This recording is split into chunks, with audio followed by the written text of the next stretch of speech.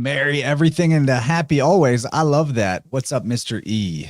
What's up, Rachel, Jenny G, Tiffany?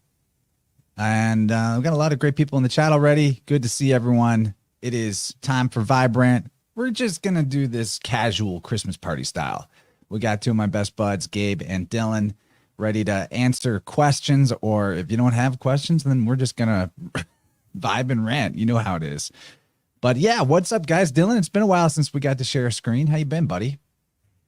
Man, I got to be honest with you. I am absolutely crushing. How are you guys doing? I can feel it. You look like it. Sound like it.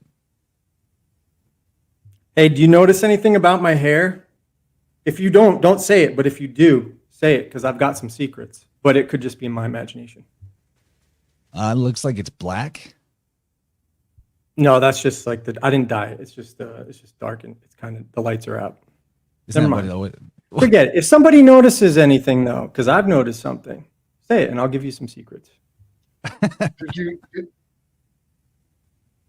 Did you do the conditioner before the shampoo? Is that it? No, I don't wash my hair. That's for rollerbladers. Actually washing your hair, shampooing your hair is like one of the biggest scams ever. It like literally washes out all the natural oils. So I use this product that's like a bar instead of shampoo. And so it's like a bar of soap, but it's made with oils like argan oil, hemp oil.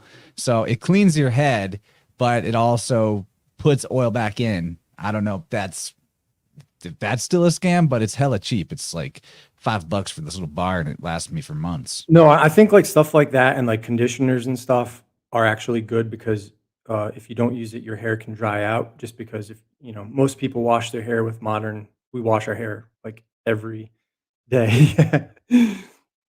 But so you can wash too much, just like you can overbrush and, get like cause like receding gum lines and stuff like that. So I've been like on a holistic, like natural kind of health rabbit hole for the last like month. And I started doing some things that I've noticed a little difference, but I wanted to see if anybody else noticed it. But it's okay. It's okay. Just look, you don't see anything different? Well, here's what I'm doing different. You guys may or may not notice, but I'm going to come clean with everybody. I had a problem this year. I was drinking an insane amount of coffee. It's just like all day chugging coffee till like 4 p.m. And it was starting to take a toll, I think. Like I was getting these dark circles under my eyes and they're pretty much always there. You can probably see it in some of the streams this year, but I cut that out. And now my face is like bright again. I look like myself more. So that's what's new with me. Confession over. I love coffee. So Rachel, I still drink it. I just keep it to like, I confine it to 1 in the very morning. And that's working for me. They say you should wait like an hour and a half after you wake up for your cortisol levels to settle before you drink coffee. That way it doesn't. Oh, I'm doing that too. Okay. Cool. So wake up a little bit. I didn't realize that was Rachel like got it. So I'm going to give you strategy. this. I'm going to give you a secret. So I tried it because I saw it because Rachel Sparks is obviously one of the sexy mothers that I was telling you to have have a Merry Christmas, Happy New Year, all that stuff. The secret is gelatin. So I've talked to you guys about this on this show with you and Gabe, where I am convinced that almost all of our health ailments are a result of like blood issues. And so 2 things that I've been looking at is like when my hair, I noticed like a couple months ago, my hair was starting to look thick, like I could see my scalp in places where I would never have been able to see my scalp before. And I'm like, oh, fuck it. Father Time's finally catching up to me. So I started looking. And then sure enough, I came across some details that a lot of it has to do with blood flow in your scalp. And so just literal gelatin, you can buy it. I'm obviously natural, but I've been putting like, you put a tablespoon in my coffee. You can't even taste it. And I've been doing that for like a month and I've noticed results already. So it's all this process of figuring out how you can you know, like your car, you have to do an oil change, right? Doesn't matter how nice your car is. If you don't take care of it, it's going to burn out over time, right? Well, it's the same with your body. And one of the things that I've been looking at, because I tried, remember, we won't say the supplement because I don't want to cost them any business, or not that we're anybody, but just out of, but you know who one of the people we pay attention to with working out and stuff, and one of his supplements, right? And I was really interested in it for putting on muscle, right? Like to increase free testosterone. And I tried it for 4 months. And sure, there was like definitely some energy boosts and stuff like that, but nothing beyond anecdotal. And I actually lost like 10 pounds. So I'm not really putting on muscle. My strength is staying pretty decent. But then I started looking at, well, maybe it's not testosterone that we need to be concerned with as much as what I have been researching, which is nitric oxide. And there's very limited ways that your body can produce it. And it's one of those things, as you get older, you produce way less of it. So you really have to be cognizant about the foods you eat that produce it. And so I've been really paying attention to that and indulging in things. There's a lot of great foods that produce nitric oxide, from watermelon, kiwis, arugula. I stay away from spinach because oxalates are supposedly not good for like your kidney stones or kidneys. So I've never been like a huge spinach fan, but arugula doesn't have that concern. But spinach tastes so good. Spinach is like the best tasting. It is nice. It is nice.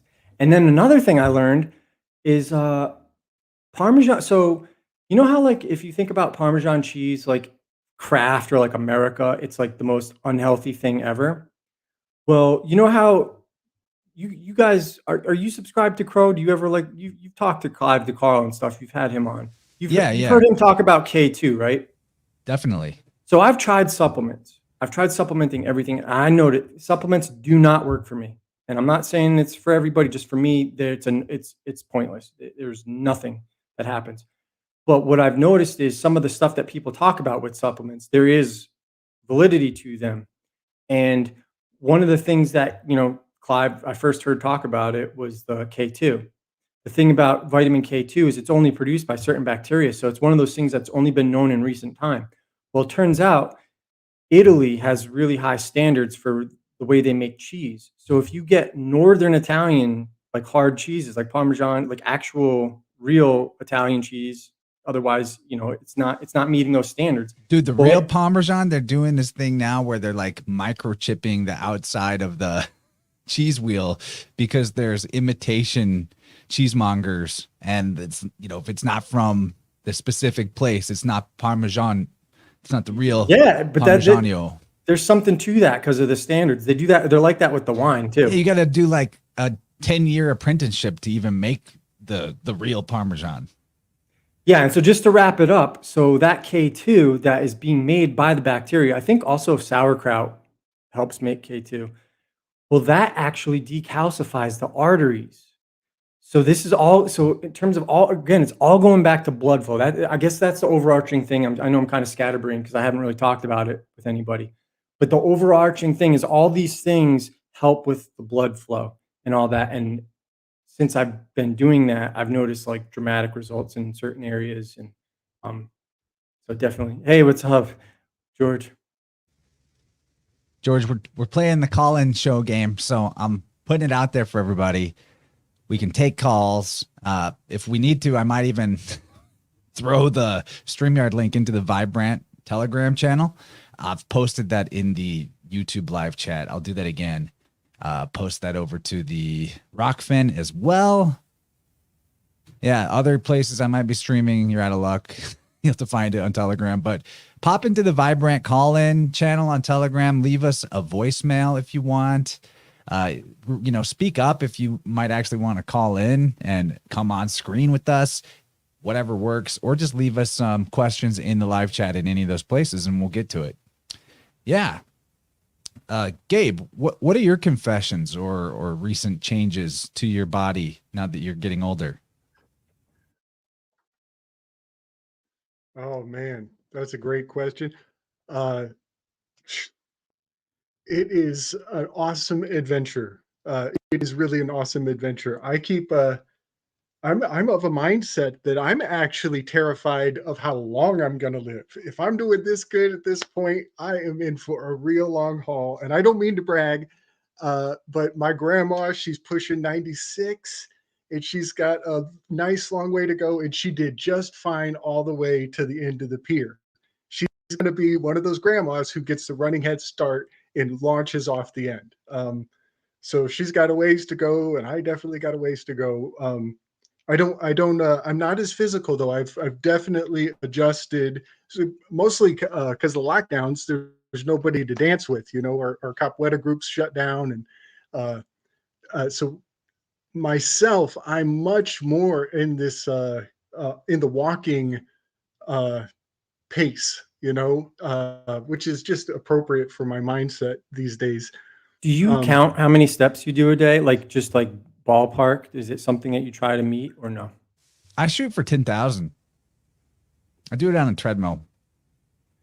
That's what I heard. I heard 10 to 14,000.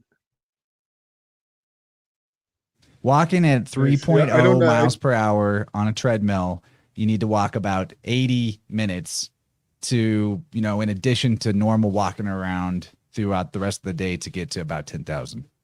That's what I calculated from my stride. Maybe it's different for other people. By the way, Dylan, really nice touch with your holiday spirit world backdrop there. Looking good. You know what's funny is I have no concept of time. I didn't realize like we're essentially at the solstice. Had no idea, but I did the Yule log, And I think one of the vibrants you did, that Buddha yoga guy mentioned, because we were talking about, or I was mentioning in the chat, the log, the spiritual fire of God in the Irish, who their god was Isar or Asar, which is the Etruscan name for the sun and God. Well, Buddha yoga knows, yeah, but the Yule log, the spiritual fire, and that's what it is. You think there's a connection between the log, and the rock? Yeah, and I mean, even L to R, G to C, log, rock. I've been really delving into the languages of Britain for the last month or two, whether it's Welsh, Cornish, Irish, and then also northwestern France, Armorica. It's all the same language, and you can see how they just switch up the letters, and so they all look differently, and over time they get spoken differently, and people think they're different. But when you understand which letter, it's a whole philology masterclass in itself. That you'll see in the coming. I've got a post coming out later this week, and you'll see when I really start going into it, it's fascinating, crazy. But the interchangeability, it's there. Whether there's symbolism in it, just now, today, I was working on a post where, so you have log, you also have loch, right? Loch Ness Monster, the loch, the lake. You also have lock, that, Gabe is the philological lock picker. There's something there, and you would think it's all coincidence, but then when you look at the system, it's not, because you'll have things like more in Welsh is C. So the Welsh really conforms to the Latin, where you have mare. But then when you look at the Irish, more is great. And it's even pronounced in, they'll say the Welsh counterpart is M-A-W-R, but you recognize that U-V-W interchange, it's Maud. And so that corresponds to the Phoenician. So more in Irish means great, hence Inis Mor, the great island of the Aran Islands on the west coast of Ireland. That is one for one Phoenician. And that's also in the Italian, Mauro. That's where Maudi comes from, Mauritania. It's the lords, the princes, or the great. Land of the great. That's what the IA termination means, the land of, country of. But just seeing how these are the same words, but they mean something a little slightly different in Welsh than they do in Irish. It's fascinating. It's to a whole nother level, what I've been witnessing. But I wouldn't have been able to understand this had I not had this whole body of work behind me leading up to looking into it. It wouldn't have made sense to me. So that's a really long diatribe response to the log, block, the word, yeah, the word America is an anagram for chimera, and that Amurica that you mentioned is close enough that there's a chimeric relationship. I've been thinking a lot more about these mythological hybrids as linguistical metaphor, because the Sphinx was a chimera and a master of riddles and an initiator. You couldn't get past until you answered the riddle. So I'm thinking about chimeras a lot more as linguistical puzzles. And Armorica is essentially like, it's part of France, what would now be France, right? Northwestern France. And one of the secrets that nobody likes to talk about in New England is there's more French people than any other European ethnicity. And so all of us pretty much are part French. Nobody likes to talk about it, right? Even those fucking mix in Fifth Ward, Newport, Rhode Island, you motherfuckers, a lot of you is part French. That's too bad. Let's change the subject. But you're talking about this philology thing.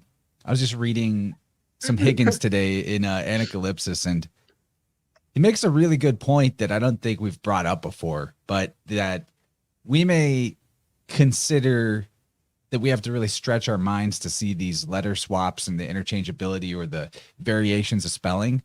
But man, how long has the art of printing been around? Not that long. That's really what standardized things. Otherwise, it's a big free-for-all, right? But I got some questions in our chats. Let's get into some of them. We got some good stuff here. First, I'm going to go in order. This one's a little more far out, but it came earlier today in the Vibrant call-in line from Charlotte Bubs Bird Bear. Charlotte, met her at the Beartaria National Festival. She's great. She also writes pretty great letters to the Big Bear. Sometimes I hear them on the stream. She says, I want to know what the symbolic significance of being born blind in one eye is, the right eye, and being named after a breed of white cows, Charolais cow, and allegedly being a twin that enveloped the other twin in utero. WTF does that all mean? I'm kidding, kind of. It's all true, but I never thought of anything of it until I became interested in symbolism. So she wants to know about being born with the right eye blind, enveloping a twin in utero, and being named after Charolais type of cow. So there's a kind of a threefold question there. All I got to start is the right eye is the eye of Ra, the solar eye, the future. And I could think about that in the biofield as well. The right side of the third eye has to do with our future-oriented thinking. If there's stuck energy there, it represents being nervous or worried about the future. I wonder if maybe you were predisposed, perhaps with some kind of ancestral program that causes you to have some anxieties or worry about the future in a perpetual, like caught in a kind of a thought loop about that. Could be something that's more tricky or more challenging for somebody who has a right eye blindness. That's my first take. Gabe, I want to kick it to you for that because I know you've got the mystic thoughts already brewing. I see it.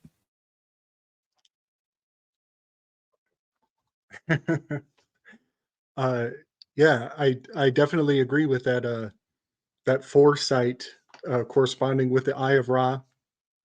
It makes me think about having late onset vision, such that by foregoing this particular sense, when it kicks in, it's extra potent. A lot of times we presume that a lack of sight is like a hazard, or you're going to be weak in that eye for the rest of your life. But I think that is not necessarily true. I love a story my child's mom tells. The first time she got her eyes corrected, she walked out of the doctor's office and said, wait, you're supposed to see the leaves on these trees?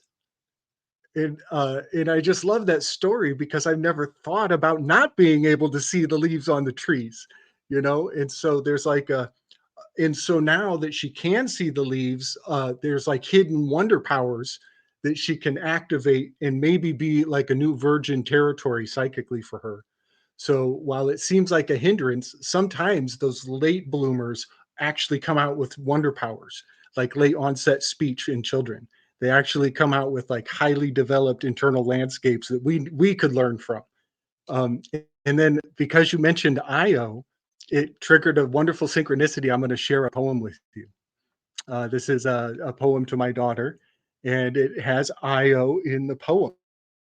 You mentioned the white cow, which is a reference mythologically to Io, which is a planet. I think it's a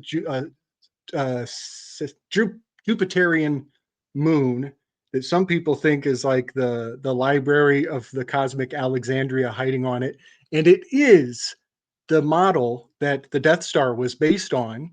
The Death Star is the fortune card, and Chance was just talking about your future chances, which is the fortune card that the Death Star is based upon. So Io is very appropriate per the Star Wars mythos corresponding to the fortune card. I'm going to read this poem. It's a quick one. She received this, by the way, just today before your question. So the synchronicity is like right in stride. It's called Stardust. Devilishly they spread angelic wings to snowboard snow-capped rings of Saturn without permission. Precious stories of sky dancing sun games inspire daughter to kick stardust over daddy, completing every single song inside of him. Luminous comet trails of Lyra's giggle melt ice ages on Io that may spirits may vivify, renewed as a full day moon.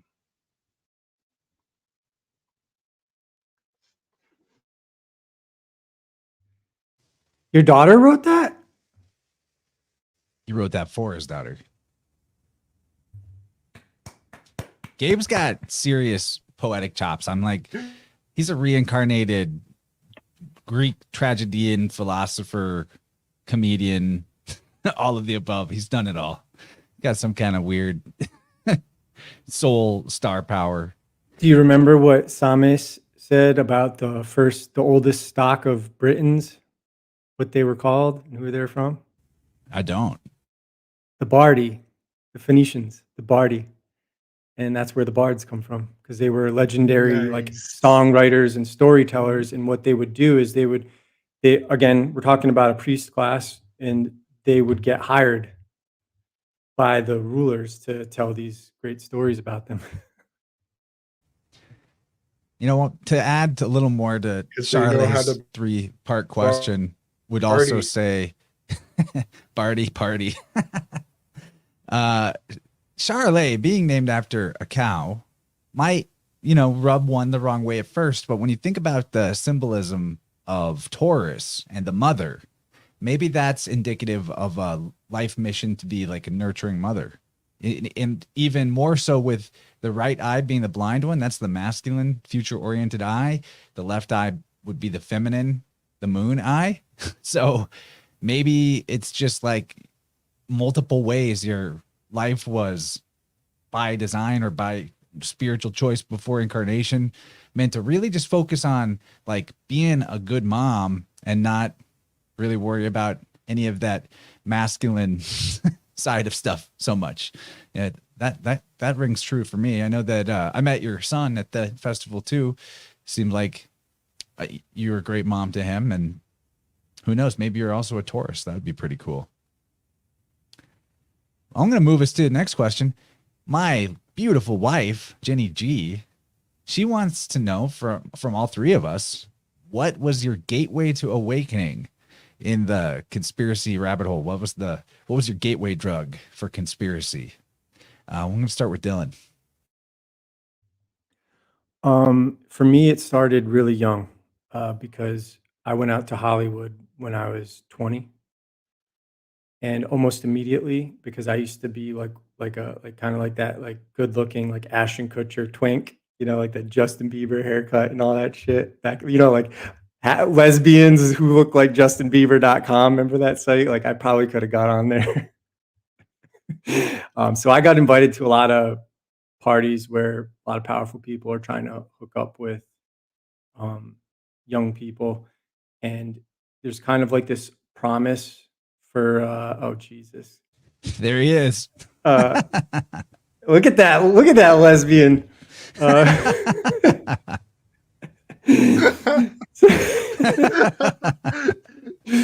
She looks like she was having a day. Oh man! Did you drive a Subaru?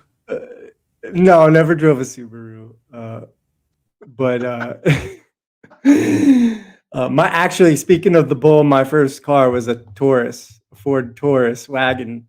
I was that guy that's like driving all my friends around to like the skate parks and shit, like packing in like 13 kids to a fucking car. No, but so for me, it started really young where I was getting around all these powerful people. And thank God I didn't know about anything, because that's what enabled me to navigate it without stepping on anybody's toes or pissing anybody off or having to call anybody out. But I just knew something weird was going on. And you'd be amazed at the conversations you can hear and be privy to when you're like a fly on the wall and people don't think you know anything. And eventually you start picking stuff up. But like I was around a lot of, high level dark occultists. And and this kind of bleeds into what I was going to want to talk to you guys about with the entertainment and like the decoding, the demystifiers episodes. Is I've been around these people my entire adult life, and they don't come across as smart as you guys with the symbolism. And so what I've concluded is when they put this symbolism in, this is their tradition. So you know how like if somebody who's from a Christian background, they might not know any of the stuff that we know about the astrotheology or any of that stuff, and they just have a picture of Saint Luke or Saint Matthew or whatever, or Saint Mark. They have no idea what that signifies in the stars, but to them it's a Christian saints and evangelists, etc. Saint Luke, the bull. There's the cow again. To you, that's going to have all this other meaning. And and believe it or not, my favorite episodes, ironically, even though I'll never watch the show, I love the demystifiers episodes. They're like so much fun to me. But I've been thinking about this a lot, and it really clicked for me when I started seeing like all the symbolism in cyberpunk that's just kind of out of place and doesn't really have any part in it.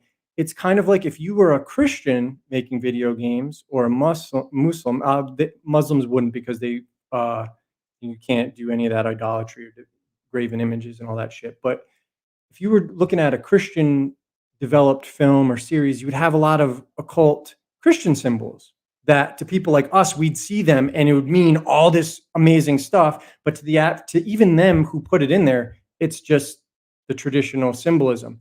And the majority of people, believe it or not, are associated, I would say, with Freemasonry in Hollywood. And I know a thing or two because my friend worked for Microsoft. So I would go to E3 every year and associate with people who actually made the games, and I get to play the games and talk to the developers before they go to the general public.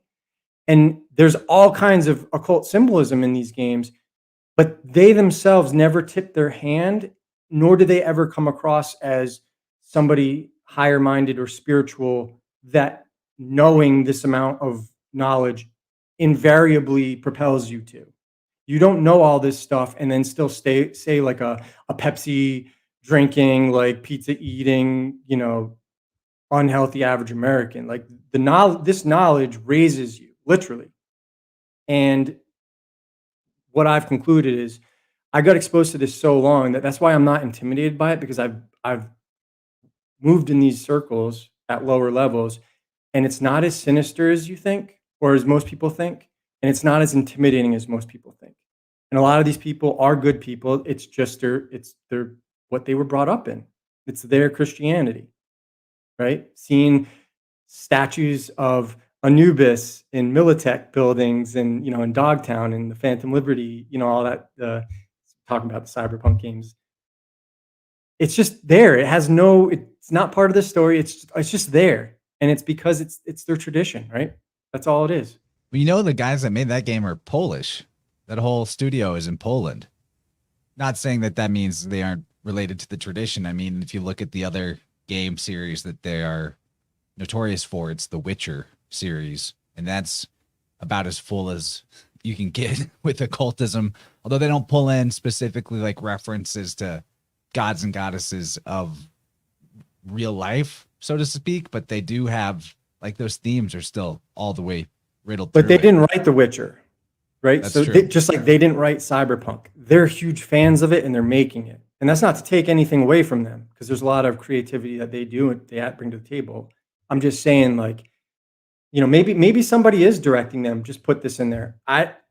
It just doesn't. I don't know. There's a lot of stuff. Like, I don't think they're as smart as somebody who's not aware of this, who's never moved in these circles. They're super intimidated by the uber rich. Not me. I've been around guys who dropped $40 million cash on their house. They're not intimidating at all. It's not even somebody I don't think they think about you like, you know, I think a lot of people have this victim mindset where they're out to get us. And I think there is a system. And if you want to thrive in the system, there are certain paths you can take that will help you thrive in the system. And nobody's really crusading for like a personal agenda that is higher than themselves in that system. They're kind of just going along like, I want a lot of money. This is what I got to do to make a lot of money. You know, it's not as sinister. So I guess the silver lining in that is the system's not as evil. The people running the system is not as evil as you think it is. Of course, there's going to be psychopaths and really disgusting people in it, and it's going to cater to that behavior, but it's not as scary as you would think it is. I think that applies to the world in general. And then that's, you know, calling back to the question that got us on this topic, the gateway conspiracy to the conspiracy rabbit hole. That's, I think, really important that we're able, as more and more people are going through their gateway conspiracy experiences, that we're the voices that tell them, actually, it's not as scary as it might look. Actually, you have way more agency over how your life is going to go than it might seem from taking in some of this doomer black pill type of thing. Like my gateway conspiracy, you might call it the Zeitgeist movie. I saw that like in 2007. I was a senior in high school. It was kind of disingenuous the way that they present the information in that movie. They're like basically leading you to communism as that's the solution. But that is the feast of nonsense chance, because I've never seen the Zeitgeist, but all the time, whenever I talk about this, that's what people, oh, are you talking about Zeitgeist? I'm like, I have no idea what you're talking about. What Zeitgeist does is first, it's like the first act is 9/11 inside job. Act 2 is the all Christianity fraud, basically. And it's just a quick little rundown of really basic syncretism that shows all the different savior archetype figures that are born of a virgin, December 5th, die on a cross, et cetera, et cetera. And it's just like a bullet point list. And it's like, see, everything you believed is fake. And it kind of leaves at the door any kind of deeper wisdom that you can drive out of that system.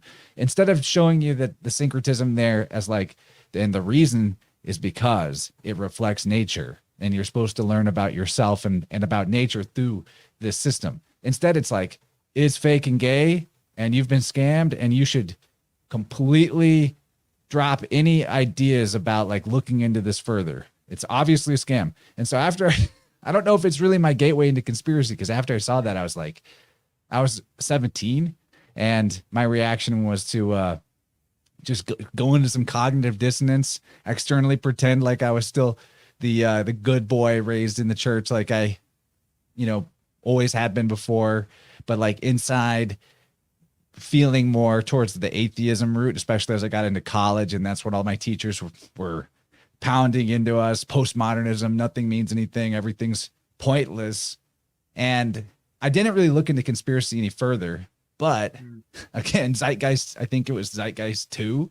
That was my, I think, for real gateway into conspiracy culture was the financial. There's fucking 2 of them. There's like 3, and they're all pointing you towards communism. And I didn't know that. I was a kid, but Yes. what happened was they show you the debt-based financial system, how the economy works, which nobody had told me. No one talked about. I never learned in school.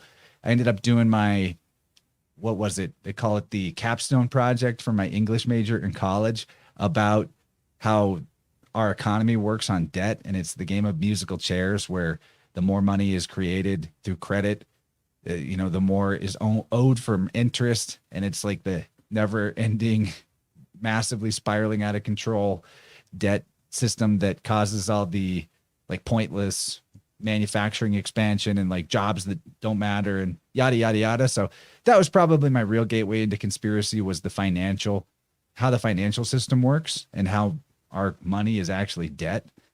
Interestingly enough, for like Christmas, to watch some Christmas movies, Jen and I watched the original Die Hard trilogy.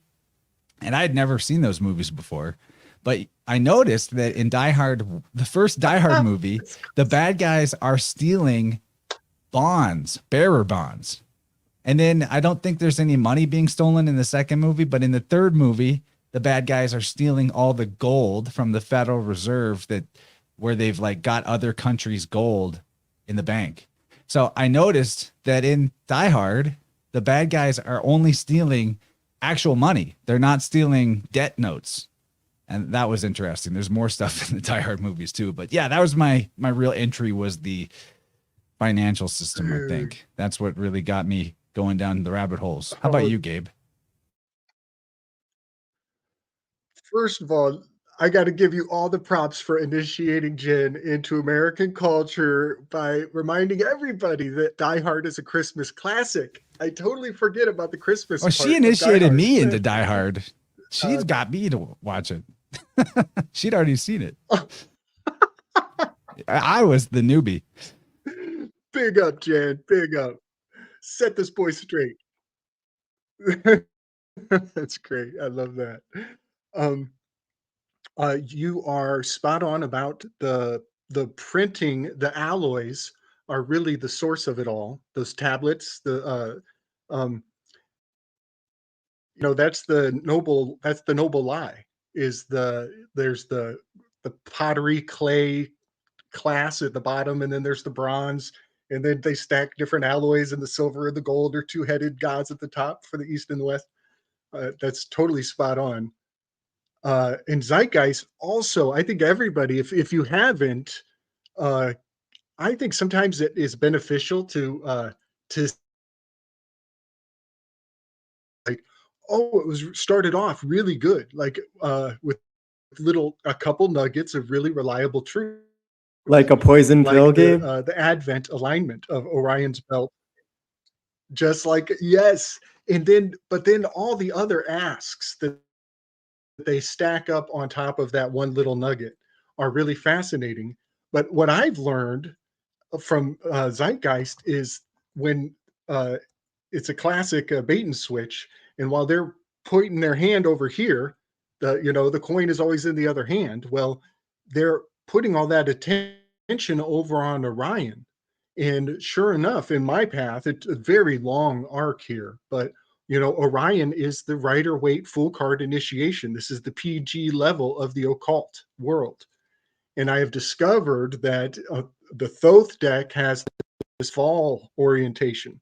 That full card is in the actual fall. It's not telling you about a fall as you're climbing up a mountain. You're actually in the fall actively. So it's not a promise. It's not a false promise. It's proactive.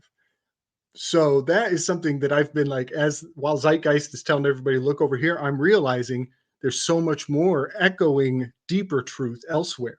And that bait and switch of the Rider-Waite Fool card to the Thoth deck Fool card is a next level of order of magnitudes of thought. And somewhere in what I just said is what Dylan was talking about these guys are bringing down information from a higher order that they're not even responsible for when they put it into the cinema. These complete hermetic systems are like coming from texts that I think we do a good job at guessing the ciphers without seeing the master list. I think we do a real good You job. do a better job. They can't get things by us. What I'm just saying is you guys are far superior than these people, and I would know because I've been around them until the last 3 years, my entire adult life. And I promise you, they are not as spiritual. There is a type of person that's driven to higher knowledge. They take all this shit for granted, just like Christians take Christianity for granted, you know, because you're just brought up in it. We're raised with it. We don't appreciate the symbolism in it. Just like this is what our parents did, they're telling us to do. That's how they are. It's not as sinister. And the only reason I say this is because I know you guys aren't afraid, but I think there are people that come across this stuff for the first time and they're like genuinely scared because they have never been around this stuff, and they'd be like, wow, look at all this stuff. Oh my God, like Polybius. You could not ignore Polybius in the Loki series. There's literally no fucking reason for that to be there. And it's right in your face. And so then there's some stuff that's like just hiding in the background. That episode 4, Lamentus, where there's all these reasons to correlate Loki to Bacchus, which we already knew, but it's like they're demonstrating it for us through the symbolism of the show. And then in the background, in one scene, there's a bunch of fans behind them. They're just like in the dark, kind of in the shadows behind them. And you're like, right there, the mystic fan of Bacchus. Can't miss it. But it's like some of the stuff that's in those shows actually proves things that you or me and Gabe have conjectured, that we've put together, you know, that's never been explicitly told to us through anything, but we're connecting dots. And then this show comes along and it's like, yes, the dots you connected, here's some verification. There's tons of that. And just to support what I'm trying to show people, that these cults these are the traditions that are in power right now, or that are running some of these stuff. There's an interview you can look up with like Iggy Pop from like, I don't know, the 70s or whatever. He's a young man. And he is admitting that his experience, the word he uses is Dionysian. Right? So this is before any of us were born. And this guy's talking about how his experience with music and all that stuff, it's Dionysian. They're admitting all of this. And for those who don't know, Bacchus is just the Roman version of Dionysius, which would be the Greek version. And it's just little wordplay changes that they did. So Gabe, what's your gateway to conspiracy? What was your initiatory? What was the first thing? This is amazing. Yeah, what got you on the path? Guys, this is really great because it comes back to the Polybius scene. This is really fun. So my initiation into conspiracy theory was the Jehovah's Witness used to come to my house as a child, and they'd corner me and grill me on some Jesus. And I could tell that the entire setting was inappropriate, but there was like a kind of an ornery curiosity in me that was like, how far are these guys going to take it, like with this Jesus programming? And and I was always that, coming with the questions, and they've seen this before. I'm not bringing any questions they haven't seen, like why do women why can't women wear jeans, the standard, all those questions and resistance. But what is really fascinating is they planted seed in me around the Nephilim and around the fallen and around those who would presume to have divine right to rule. And that seed that they planted in me has, as my rebellious spirit has tried to wear it away and disprove it and dismiss it. And so I can go to sleep and live in comfort that there are not forces out there that presume to have control or power that they do not really wield. And I'm here to tell you, in my years, there were certain nuggets of truth in what those Jehovah's Witnesses came and brought to my house. And it still stands. And for the most part, I would dismiss everything with the wave of a hand. But with the other hand, I would hold on to their claim that these fallen ones, these family bloodlines that presume to have the blood right to rule, that Ovid reinforced with his eroticism, those bloodlines trace back to what the Christian ethos frames as a sacred conspiracy. They speak of the fallen on Mount Hermon having a sacred conspiracy such that they were all equally liable. They're all compelled into this transgressive act. Well, it turns out that's how government works. It turns out that's how blackmail works. It turns out that these mechanics of these nefarious Nephilim stories are actually perfect children's stories that unpack into the government agency and how the realm really works. And it has served me well to honor these myths, but with caveats and mature distinguishing details. But what's really wild is part of this sacred conspiracy in their ethos is described as descending into the arts, and that academia has captured the arts and are using the arts as a glimmer, as a glamour, as a spell to dress up and occult their true intention with just flowery speech and hand gestures that might make your mind sympathetically syncopate to what I want you to think, right? Yes, yes. So I'm learning about these things, but I'm learning them firsthand for myself now. And come to find out, yeah, buddy. Yeah. Wait, buddy. so when I'm Come getting to my find swerve on, out. when I'm getting my swerve on at the club with Avicii and I'm going like this, am I doing it to myself? Yeah, man. Yes, we are entranced. We are totally entranced. So what is amazing is that idea that the arts are actually have been subversively captured and are being turned back in on us. It's been a really long haul to try my best to prove them wrong. And turns out they were quite right. Those arts are the muses who are hiding behind all the characters in the symposium. And the social engineering of the symposium has been serving me in the most profound ways to not reaffirm what the Jehovah's Witnesses were saying, but come at it with even more mature adult evidence that compels beyond those children's stories. And that takes courage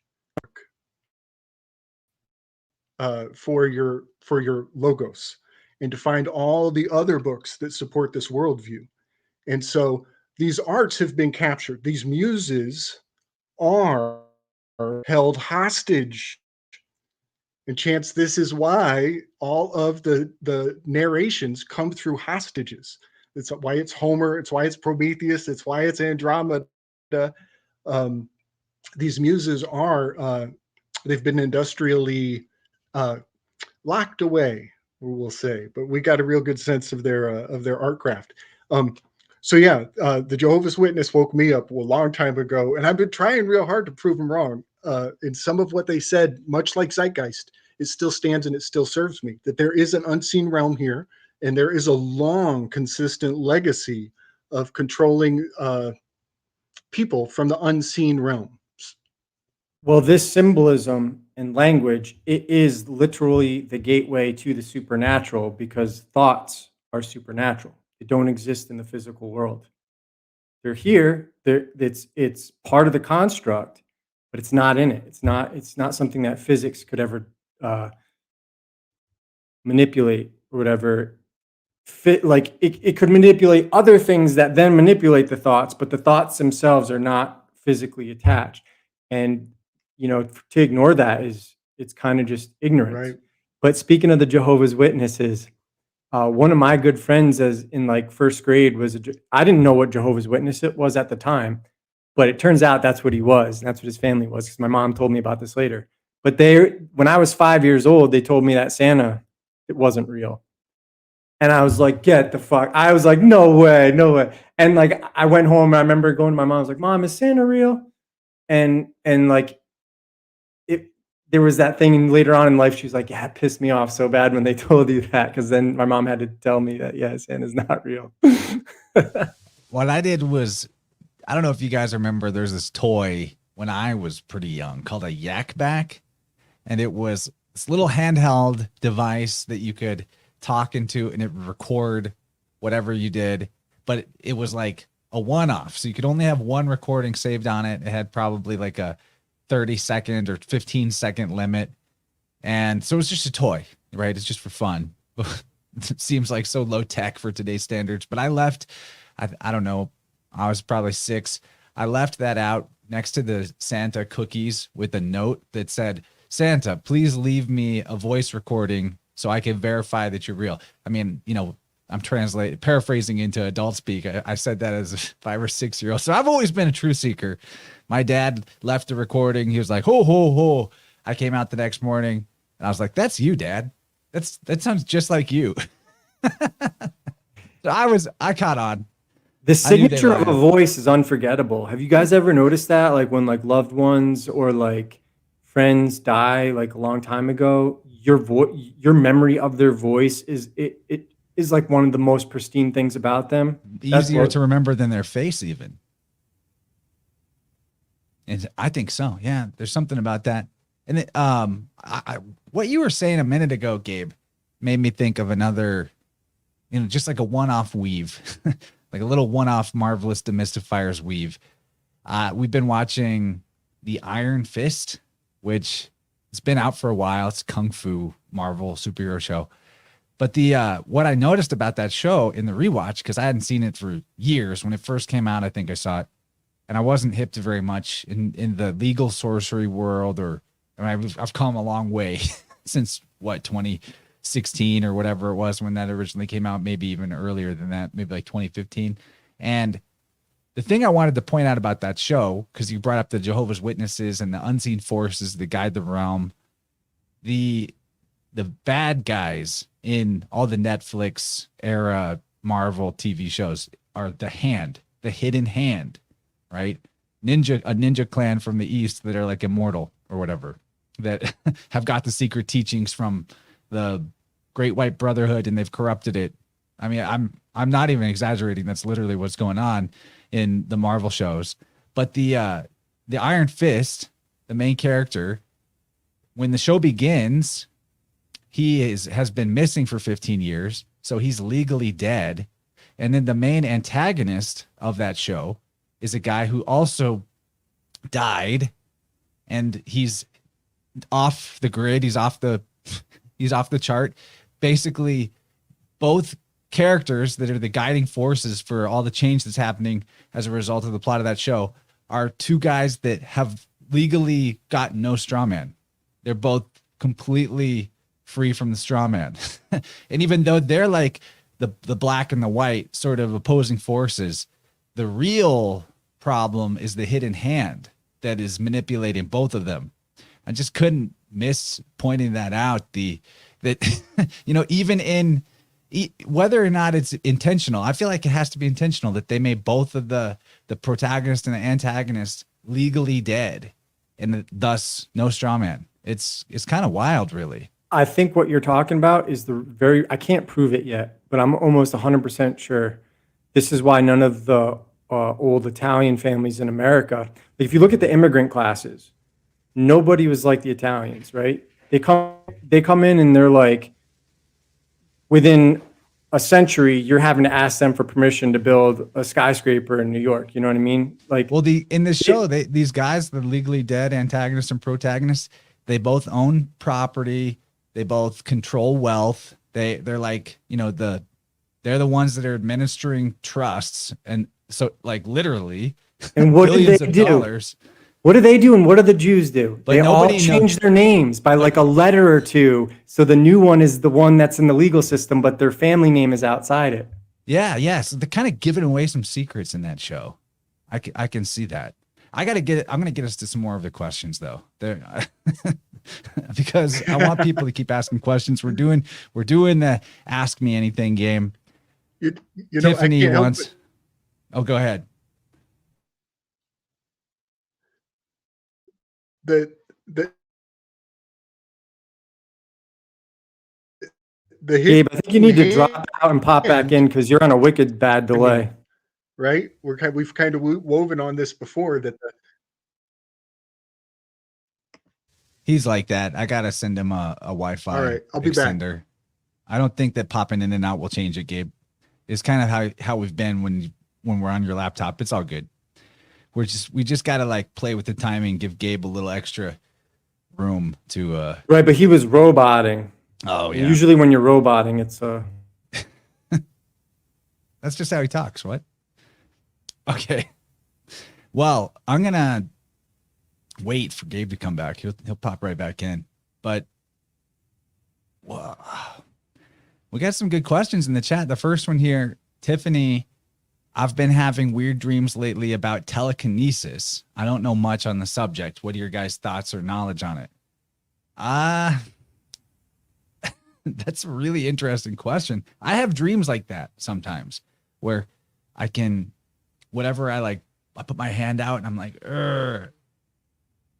And whatever I'm pointing my palm at, the thing like flies to my hand like magnetically and like pops in and I'm grasping it. So I have telekinesis dreams. What it means, that's another story. I don't know that I've ever, well, I don't think I've ever witnessed any kind of believable telekinesis, right? It's just sort of like a Star Wars idea. What about you, Dylan? You have any thoughts on that as a concept? I actually have like entries of so I don't really remember my dreams, but then I have these crazy dreams where I remember like it's like a whole story arc and I've written them down. And that's what usually ends up in something like the Tale of Honora. And I still have one that I haven't included on one of the adventures that I've had where not only was I time traveling, but I, instead of killing people with like sword, I was able to not kill them and use the telekinesis and just send them flying or whatever, knock them out, whatever, but not having to be vicious about it. But the only thing that I've ever seen with telekinesis isn't going to be on like movies, TV, like some aspect of filming. And when you're dealing with film, as somebody, one of my friends was like a magician that like worked with like David Copperfield, all these guys. If it's on TV, it's part of the illusion. So just to say, oh, I've seen people do it, you'd be surprised at what I've seen magicians do in real life that there's a trick to, but part of their orders to not ever divulge those secrets. So not only will they never tell you, but they will never do the same magic trick in front of you twice. So Tiffany says, she's pointing out, it's almost like I'm receiving the message in the dream, but to be related to my reality. That applies. Yeah, for sure. Dreams are messages about your current life. Are you feeling particularly capable of like manipulating or controlling things? Are you reaching a new level of like, I would say authorship of your life or influence over people in your life? For good or bad reasons, I guess, but I know you, so I would assume probably for good reasons. Optimistic Bear says he's seen videos of Qigong guys doing it. I will say, when I first started learning Qigong, it was really early in, like the first couple of weeks of having a daily practice. Maybe within the first week, there was this moment where I'm like doing the movements. I'm really trying to feel the energy. I'm kind of putting a lot of oomph into it. With my internal force, and I complete this motion, and where my hands are pointed at across the way on a wall, a poster just flies off the wall. I have no idea if that was something I did. It was like thumbtacked to the wall, so it was really bizarre that it got ripped off the wall. I'll never forget that. Seems like Gabe is you broke Gabe, Dylan. This is your fault. No, I mean, it didn't matter because you couldn't hear what he's saying anyway. That's why I stopped him. Oh, he's there. He was roboting. So I Why got don't you start going, hit it. So this was many years ago in a storm. I was doing my Kung Fu kata form with an extra amount of emotional charge. And I and turned out a light from across the field during the storm. There was a storm. The storm gets a lot of credit, but you should have seen the move I did. And you should have seen the timing when this light bulb just flashes and flitters out like right on time. So the next night I went back and did the form again, and not at the same part, but at the very end, like when I close off and I open my eyes, the light was turned back on. The same light that turned out the night before. That was pretty cool. And that park is a special park for me. But that turns out that some people call that a slider. And I do get that a lot, where electricity and electrical shite will turn out for me, especially in emotionally charged situations. When I get excited, you might notice I robot extra the more excited I get. So yeah, I do have a lot of the slider energy. When I walk the dogs at night, and I'll walk under street lamps, and sometimes they go out as I pass under them. That happens pretty commonly for me. Oh, okay. Yeah, Gabe, and I got a good kung fu story. I got a good kung fu story, and this goes along the lines of when the masters have a maneuver, they only perform it once, and the masters never tell their secrets. You know, I have seen moves that I didn't believe were possible, and then I have learned how to do moves that I didn't think were possible. I was like, oh, that has to be on a rope, and you're like, no. You get the gimmick right, and your body can do some wild things. Like, I used to think the barrel roll was bullshit. Like, nobody can or would or should do a barrel roll. It turns out there are fucking great reasons to do a barrel roll sometimes, and it can be done. And then some. There's actually a follow-up after the barrel roll that you're setting yourself up for. But anyway, and sometimes those movements that you don't think are possible, they happen on accident. Someone for example, Rodney Mullen comes to mind, the guy who invented the kickflip. But for those who skateboard, he did that on accident and then figured out how to land on it. And he was the first one doing the kickflip. And then, Tony Hawk was like, holy shit. And then Tony Hawk had to go learn how to do it. So it's like, it's one of those things. And then they started designing the boards to be more tailored for making the board flip and do all these cool things for skateboarding. So, a lot of times those things that you don't think possible, it's not until someone does it, and then the explosion that happens afterwards and what's possible. As far as human nature is concerned, it jumps exponentially and gets improved exponentially. And there's a lot of things in the world that people talk about that never get improved exponentially. And that's how you know they're bullshit. Yes. Well, that's why what we do here with like the spirit world type investigations is really important to push the envelope forward for humanity, for the collective consciousness. I realized this 100th monkey effect type thing back when I went to a lot of music hold on festivals. a second. 100 monkey is not real though. That is totally invalid. I get even though I get what you're saying, but I just want everyone to know that if you look into that from a science perspective or the whole thing was a joke. Bogus. But there is something to the advancement in a certain type of skill, right? That as more people gain that skill, it's quicker and easier for new people to catch up to their level. That's just a fact. 4-minute mile. Exactly. That used to be impossible. Now it's like the standard. I saw this in action when I went to a lot of music festivals. When I first started going, there were like a handful of girls hula hooping and doing just some kind of basic tricks. And then as time progressed, like a few years later, all of a sudden the type of tricks these hula hooping girls were doing, and there's a lot more of them, were insane. Stuff I never would have even imagined possible. And when like a friend would start hula hooping for the first time, they'd pick it up. They would, within a matter of months, be at the level of doing those tricks that just 5 years earlier, nobody knew how to do or could do. So there's like I consider it like there's these neural pathways in the collective consciousness that it's like digging out a tunnel in a mine. And these skills, these aptitudes are the gold or the ore that we're mining for. And whenever a new person wants to come and try to get some of that gold, they get to like jog through the tunnel until they reach the wall that everybody else is at. And then their progress is like, okay, we're chipping away at this wall together. But there's something to it. Like we can, the more of us that do one thing and do it well, the easier it is for us to catch other people up to our level at that thing. Absolutely. And since you're bringing this up, so one of the best things, right, there's a sale going on right now on Smashwords. So check it out, all of your favorite authors. I put as many of my books as I can at 75% off. And the reason that's awesome is to have it in ebook form. When you're going through the audiobooks, you can listen to Chance narrate it. But then if he ever says a word, you're like, I want to see how that word is spelled in whatever language, whatever, then you can just pull it up on the ebook and verify it. So it's super resourceful. It's super good for reference.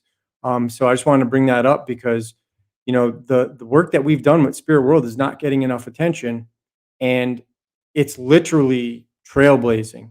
So much stuff that you're not going to find ever in one place. To find some of this stuff, you'd have to spend a decade or more reading all these old, you know, original source material or the closest to source material that you can get to it. And so, you know, just what we've done is something that will create a quickening if it ever gets taken seriously, just like what we're talking about right now. Well, it's absolutely true, man. People that like my channel, my show, they think that maybe I know a thing or two about symbolism or about the universal keys to the universal system. I was accelerated in my understanding of this by Dylan's work to a degree that's pretty hard to even describe. Like you witnessed it, Dylan, but you saw me like start your work. Yeah. And then now I'm getting it. You know, it happened pretty fast. And that's an example of what we're talking about, the quickening for sure. And I was able in the last 3 years to accelerate and quicken too, because you referred me to Crow, and I got on Crow right before he stopped posting on YouTube. So my very first episode popped Spirit World off and made me enough money in royalties for, you know, the rest of that year, where I could now have savings stacked up so that I didn't have to go back to work when I lost all my jobs. I mean, I went to work every day. I worked even harder at Spirit World. And as a result, 3 more books got published. And now you've seen over the last year what I've done on Substack. By the year's end, there will have been like 126 articles. That's my research. And then that will eventually be compounded and expanded on into a more succinct, another book. But it's not going to be the part best of the Spirit book. World. It'll be the best book yet, probably, because your process is refined so much since then. I'm really happy about that whole story. Yeah, and that happened because of you. So it's like, it's one of those things we mutually helped each other. And high five. Yeah, very nice. High five. I love America. But yeah, I posted I posted the Smashwords profile in the live chat here. God, it's like $2.50 for an ebook. Yeah, and post your links to the books, because if you could pick whatever one you want for free, you can listen to all of them, see which one you want to delve into. I recommend going in process, but some people don't want to do that. Like if you're just interested in like the Phoenician gravy, maybe just start at book 5. But you can listen to it and get it for free to see. You can, if you've never been, if you've never been a subscriber to Audible, you get a free trial, and then you get 1 free book. And so you can listen to it free, and then at the end of the month, decide if you want to stay enrolled, or if it's not for you. There was literally no risk, but it doesn't take away from what Chance will get from it.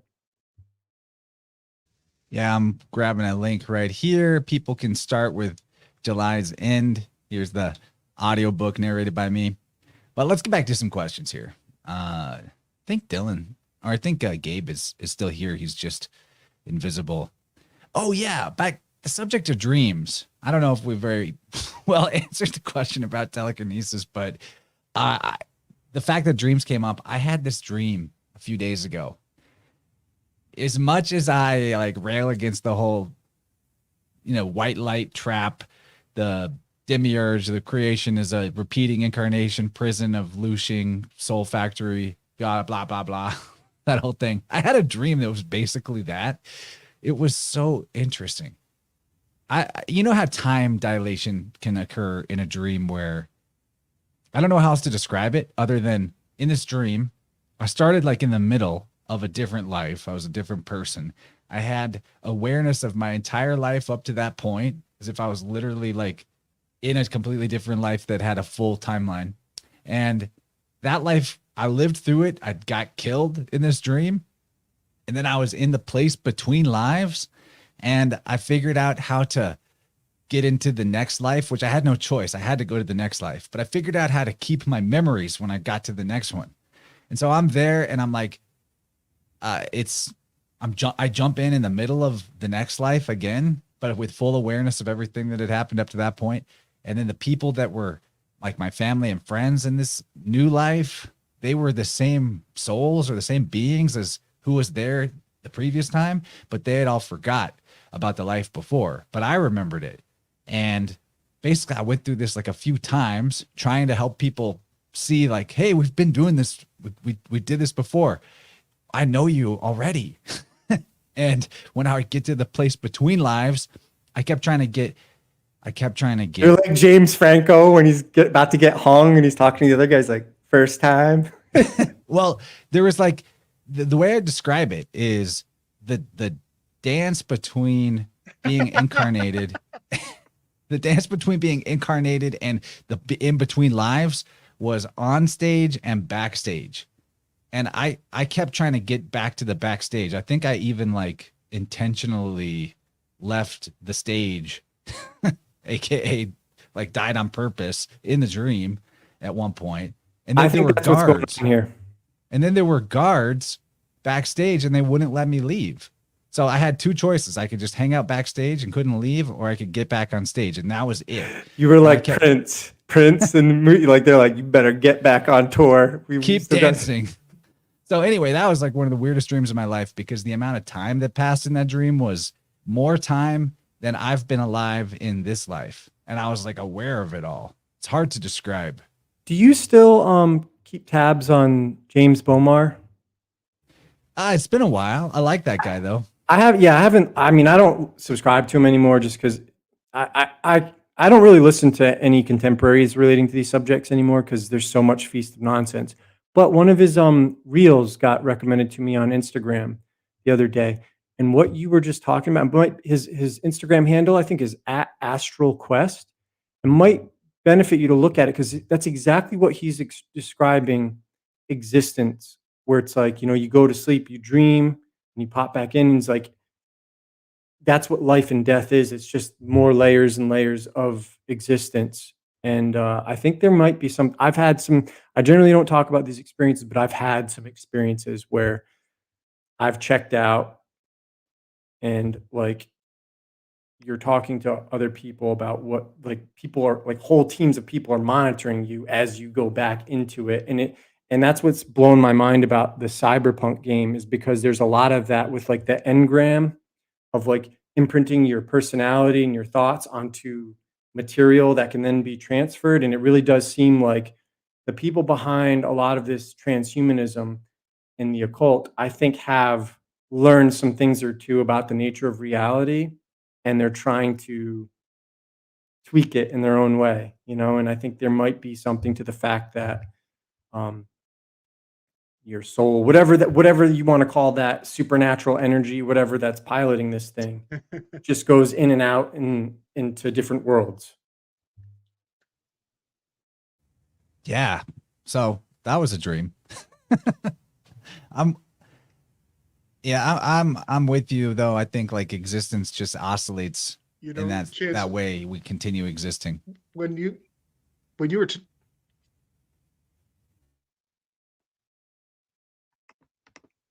all right, sorry.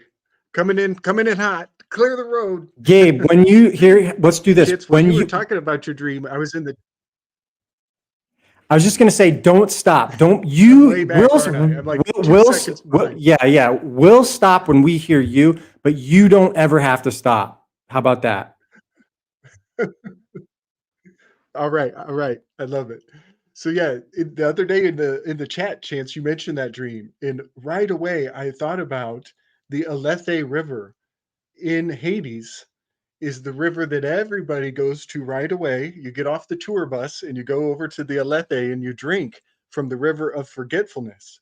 But if you went to the Eleusinian mysteries, you got the backstage pass.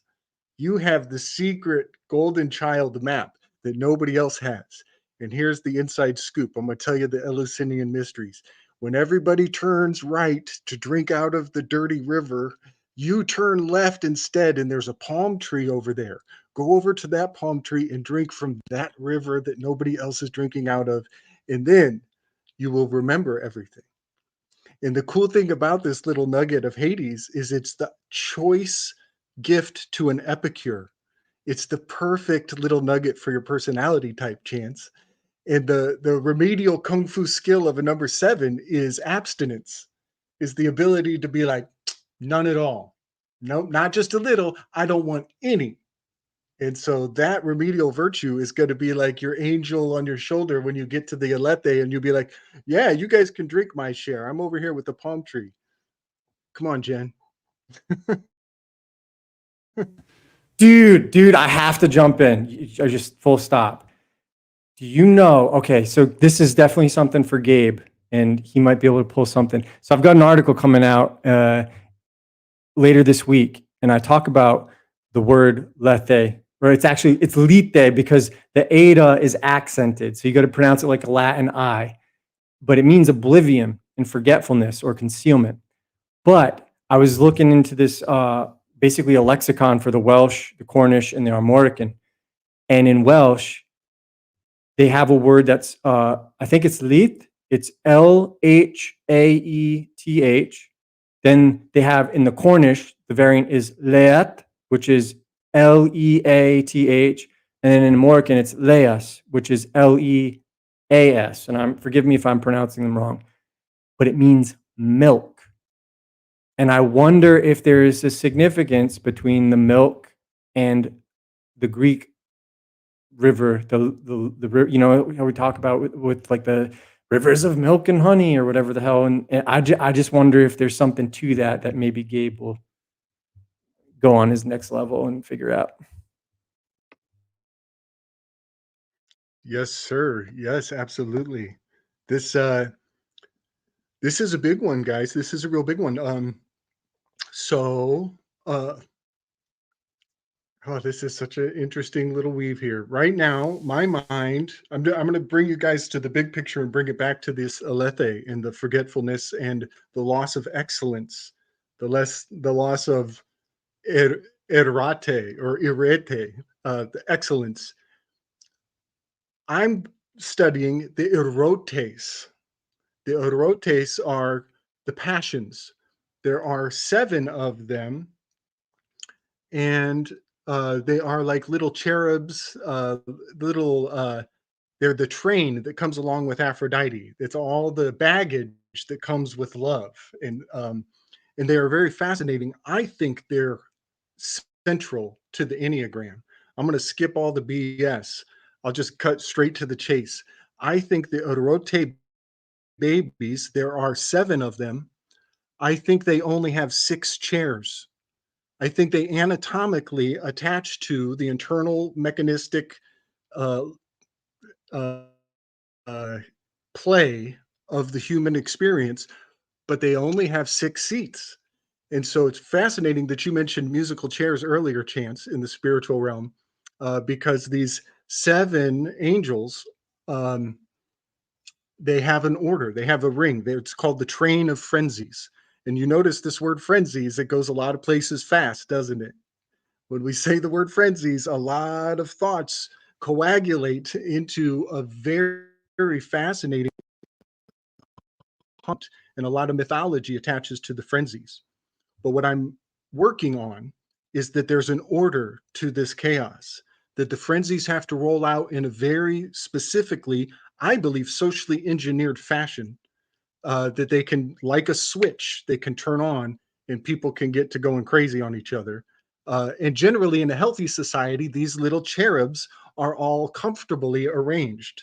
And there's in the odd man out of this musical chairs game should always be the same for everybody. we should all agree that, oh yeah, that's the thing not to do. Yep, we all agree on this is the thing not to do.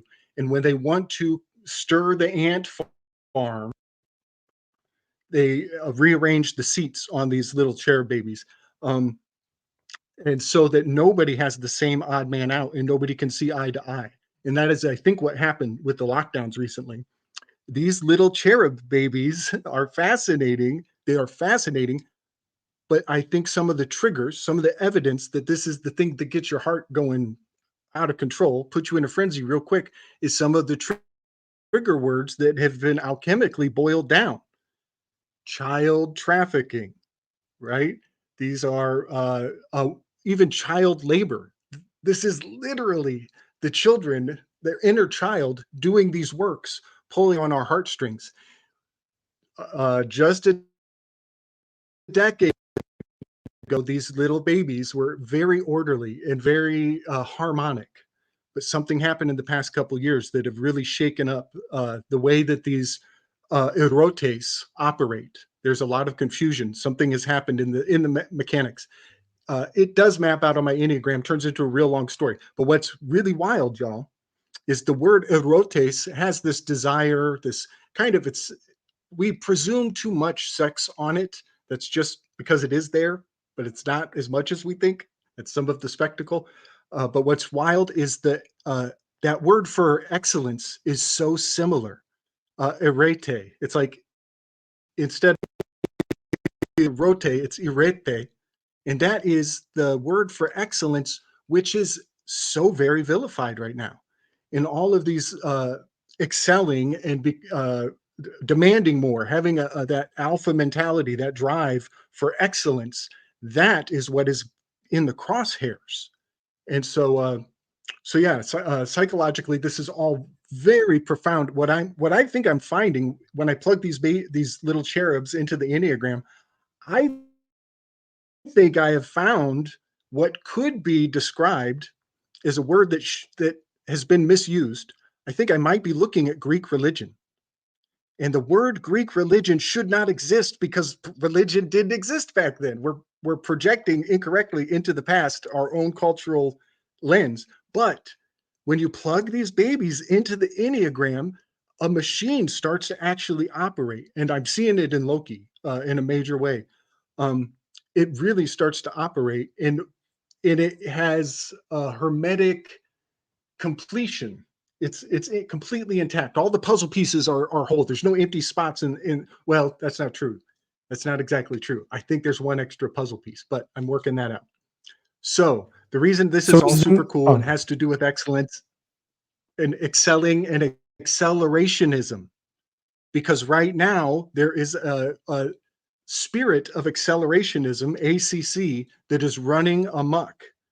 And it speaks a language that those with the laconic ear to hear these dog whistle words being dropped and seeded throughout the psychosphere. It's really fascinating because Operation Warp Speed sounds like Roger that, copy, acceleration granted. So yeah, these little erote babies, I find them to be the push and the pull of our emotional landscape. And so what's fascinating is we're so heady, we're so thoughtful. We even use these words like psyche and pneuma, P-N-E-U-M-A. You know, they say that means air. That means spirit first. That means soul before it meant air, you know, and even the word psyche. We go into this, but these are the heart-centered heartstrings. And what's fascinating, this gets really contentious because when we start putting names on these things, sensitivity flares up in amazing ways. And I think it's beautiful and awesome. But these little heartstrings of the feelings of the internal landscape, they really do like excite. They're meant to excite. And so it's hard to even talk about them because they draw our passions into the conversation. And the next thing you know, we're like all feeling the fire. It's a beautiful thing. So yeah, these are on my radar. When you mentioned the one without the chair, is it possible that the one without the chair would be Eros and the others or the sun and the others following are the planets? Because there's 7, you said, right? Yes, yes. This is such a fascinating question. I love that the way you framed that. Yes, that because the way that I found them was through the symposium where they're seeking eros. They're trying to describe eros and doing a decent job, but each subsequent conversation overcomes the first one, and so they become increasingly superior conversations describing it. But what happens is that none of them really nail it, but the way that they each get it wrong in their unique frame becomes one of the derivatives of eros, and that's one of these minor brothers that are unsung, they're less uh, glorified. So we sum them all up in the one word of eros, but in fact they actually have these very fine and subtle natures. Like one of them is named sweet talk, heady logos. I think this is the origin of addiction. Addiction, sweet talk. Your addiction, you sweet talk yourself into uh, taking on your vice. But also heady logos actually has a relationship with rhetoric. And so when I'm a rhetorician and I'm up on the and I'm doing my hand gesture right now, I'm doing this thing with my mouth, like this thing that I'm doing with my hand, that's actually some of heady logos is known to use hand gestures for hypnotic speech, mesmeric speech. And one of the magic touch of this little baby is that it uses hand movements to enchant you. And I'm realizing like we all do rhetoric, and I talk with my hands a whole lot. So that means I've already been initiated into this heady logos idea. I just didn't know I was doing it, and it has ancient roots that I need to honor in a better way. That's what I'm working on right now.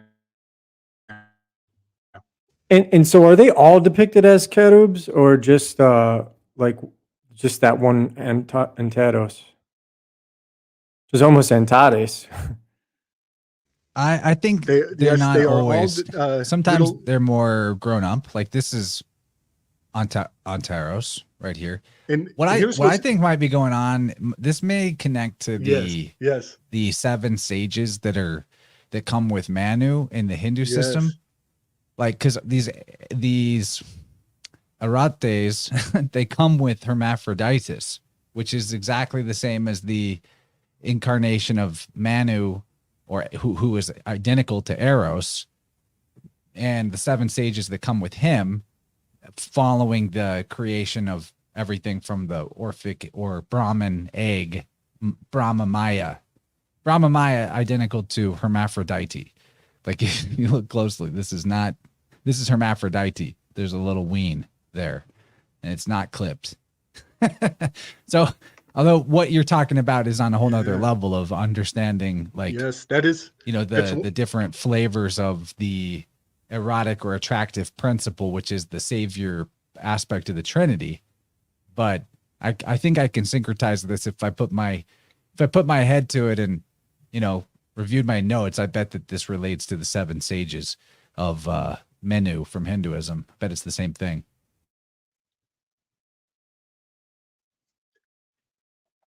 And just to add some whipped cream onto yes, the yes. pie, you They're just you they're guys little served up. Oh, names. sorry.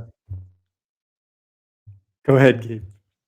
Oh, well, I was just going to say that their little names, I think, reveal a great deal about their orientation and their alchemy. Like if you had a family of 9 people, and each one of them was a quintessential personality type, like the one sits in the one spot, you put them in a room, and then you had them all write letters to each other. Essential one type, 2 type, 3 type. The energy that their communication in the note will take on a flavor, and the flavor of that energy is summarized in the essence of the name of that type of cherub. And now this is to say that like heady logos could be between any of the number relationships, but it's going to have a stronger tendency between the 8, or let me see, between the 7 and the 1 personality type. I think they're holding that thread of that kind of a relationship.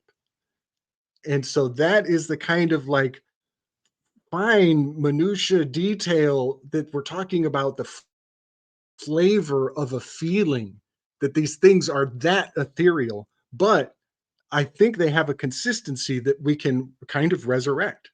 And the empty seat thing, that might be too confusing.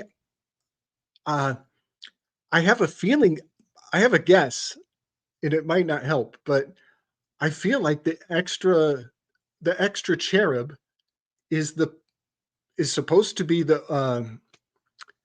is supposed to be more integrated into the auric field. And so I think this vestigial organ that is the placenta is a throne that the seventh orote is supposed to be doing a job, supposed to be working. It should all syncopate, and there's an inefficiency in the system, and each personality type ends up with an extra cherub more regularly because of their Enneagram orientation or tendencies or habits.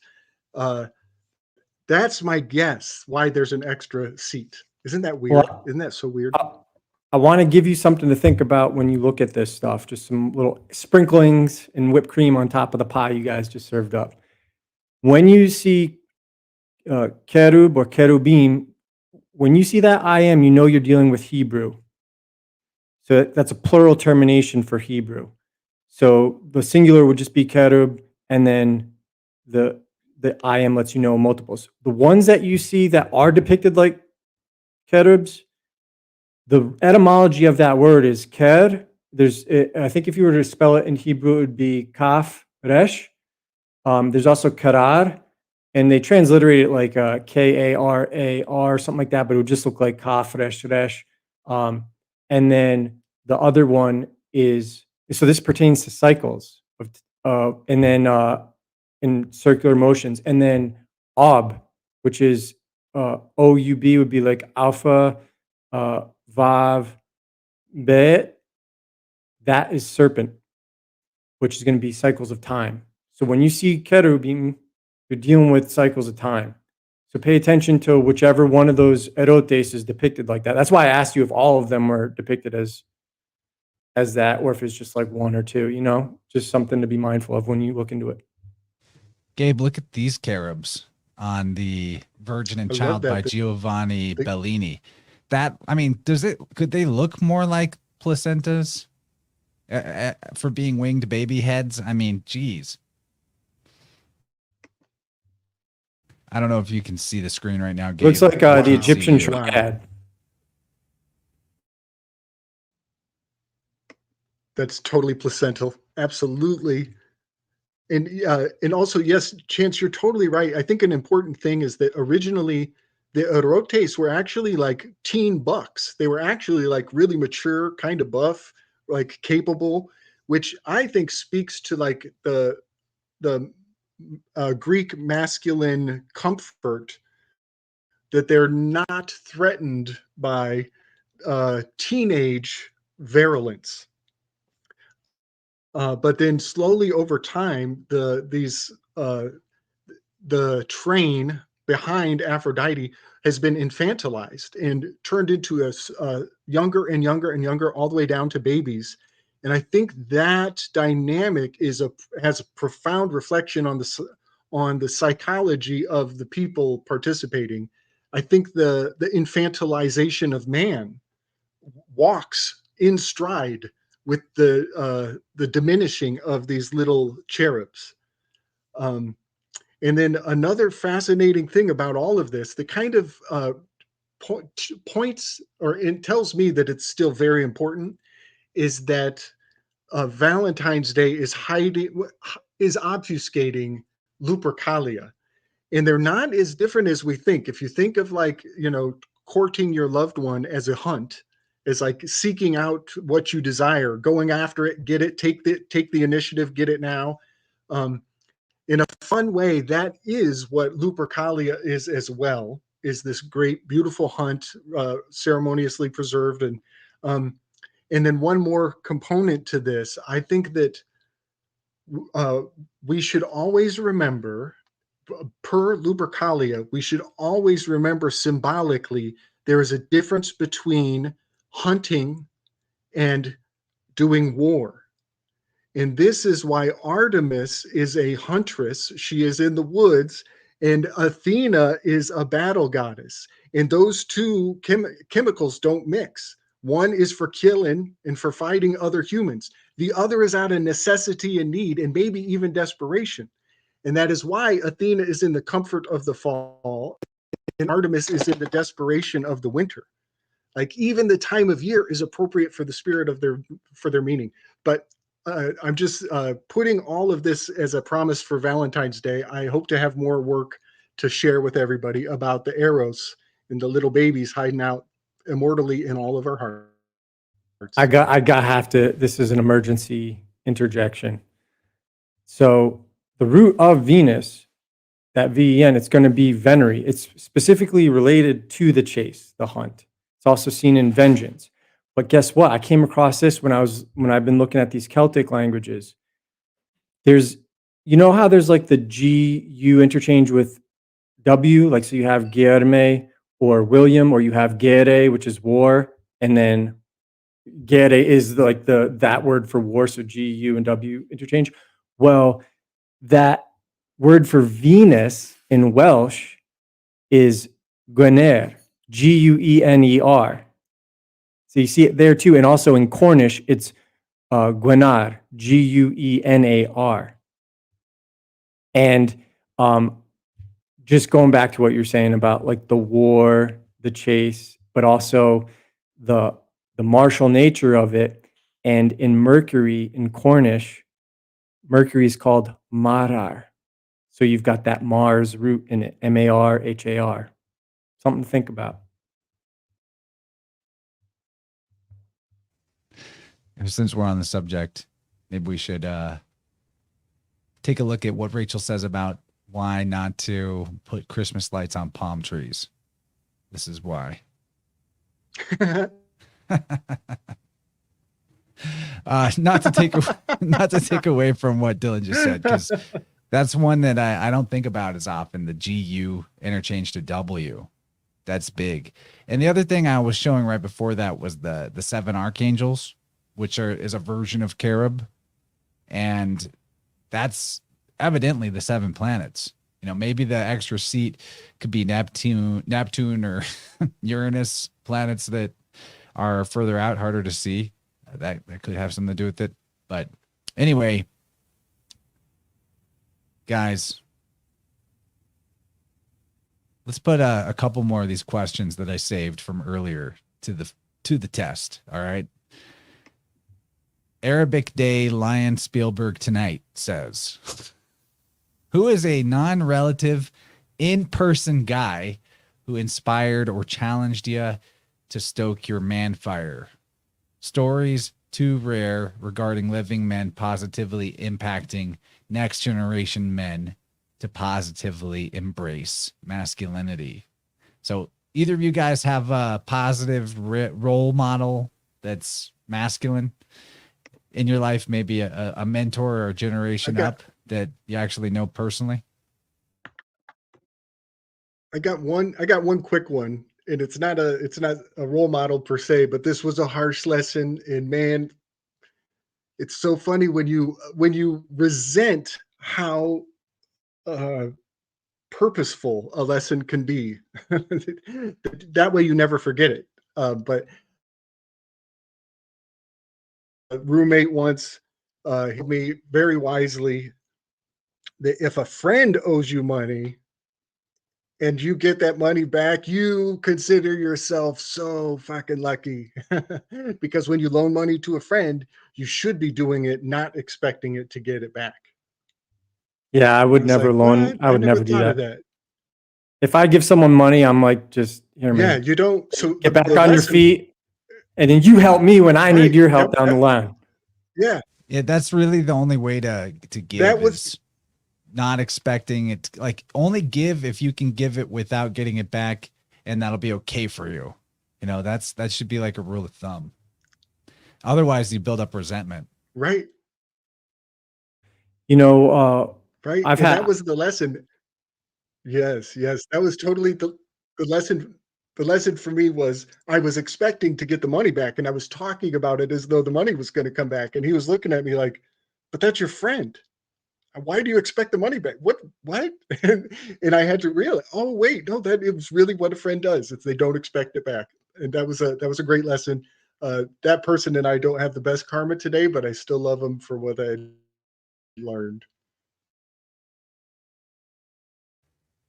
For me, a strong masculine role model, they're pretty few and far between in real life, honestly. There's some good ones online, but that's not really the question. My grandfather, his name was Sterling, but he went by his middle name Wayne. He passed away actually earlier this year, died of suddenly, so that's unfortunate. But great guy. He made it to 88 or 89, but he demonstrated what it meant to just like keep trucking, you know, keep moving, keep being productive, don't be dependent in any way. Like he went his whole life without being dependent on anybody and made it all the way to 88 or 89 and then just kind of died instantly.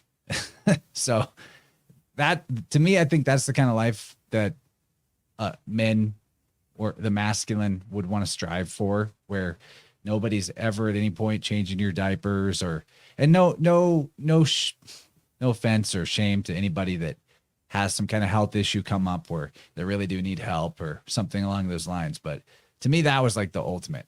Honestly, he was like gardening as an 89-year-old. He grew most of his own food by himself, you know, did his own field plowing, and like it wasn't a humongous garden, but it was enough for himself. And at 65, what I remember most about my grandfather, that is just like the manliest shit ever. He was 65 years old and he owned some land that he had inherited from the family. And he decided to turn it into a neighborhood, like a subdivision. And he built a subdivision of houses, mostly by himself, just hiring a few contractors out here and there to do a few things that maybe he needed a hand with. But he dug all the foundations, he poured all the concrete, he did all the framing and the electrical and practically everything for, I don't know, 20 houses starting at 65. Like a lot of people, they're ready to draw their Social Security. They're tapping out at 65. My grandfather was like, all right, let's do this. And he built a neighborhood. So that is, that's the most masculine role model I ever had in my life. And probably more than anybody, nobody could probably top that in terms of just straight up manliness. I mean, the dude, you know, they're just built different. People that were raised on a farm compared to us children of the internet. Like my grandfather's hand, if you put my hand next to his hand, my hand looks like a little child hand. His thumb, I kid you not, his thumb was like that big around. Like I probably couldn't wrap my finger and my thumb around his thumb. His hands were so huge. So dude was just an absolute legend, total crusher. So that's my answer to that question.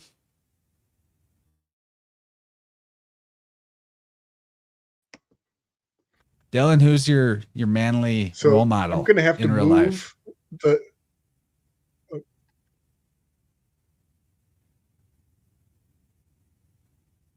You know, I don't actually, I have a lot of them. I'm from a place that's very like very like hyper masculine. So I don't want to like name names and shit and tell people about stuff, but I will say this. There was one conversation I had with somebody who's very powerful.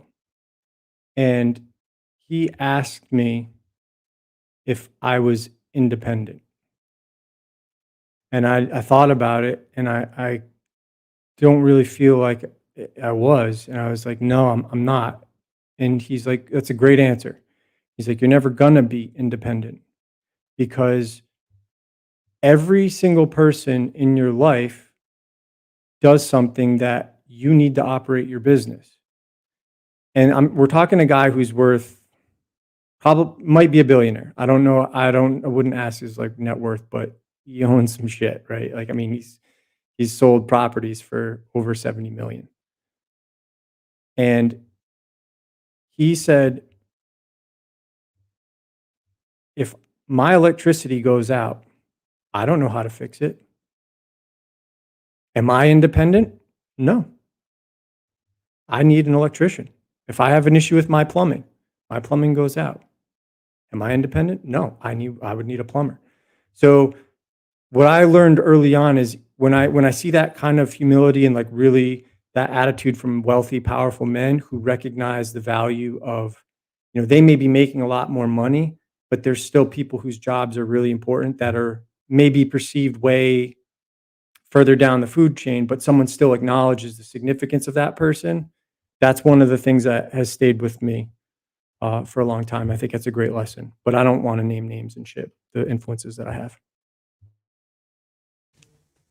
And that's a good point too, that you can be like really self-reliant, but there's still a chain of interdependence in life that, yeah, I mean, even bringing up my grandfather, he would still hire the right person to help him do something if that was what was needed. He strived to understand how everything worked, and he's like a true Renaissance man. And he could do probably a lot of things on his own if he had to, but I think that is a huge lesson. It is a wall that people hit sometimes where, especially in entrepreneurial endeavors, the inability to let things go or actually ask for help. I did a tuning for somebody yesterday. Yeah, it was yesterday. And we were working on the tendency to get like all caught up in the to-do list, to assign way too much work to oneself, really stress out the right hip area with the guilt-driven overdoing it and pushing oneself too hard and all the tension that was built up there. This was somebody that was born in a poverty situation and raised in a poverty situation and had like the pendulum swing reaction of, there's no way I'm ever going to be poor or dependent like that. So I've got to overdo everything and work really hard, like work too hard to the point of not being able to really enjoy life.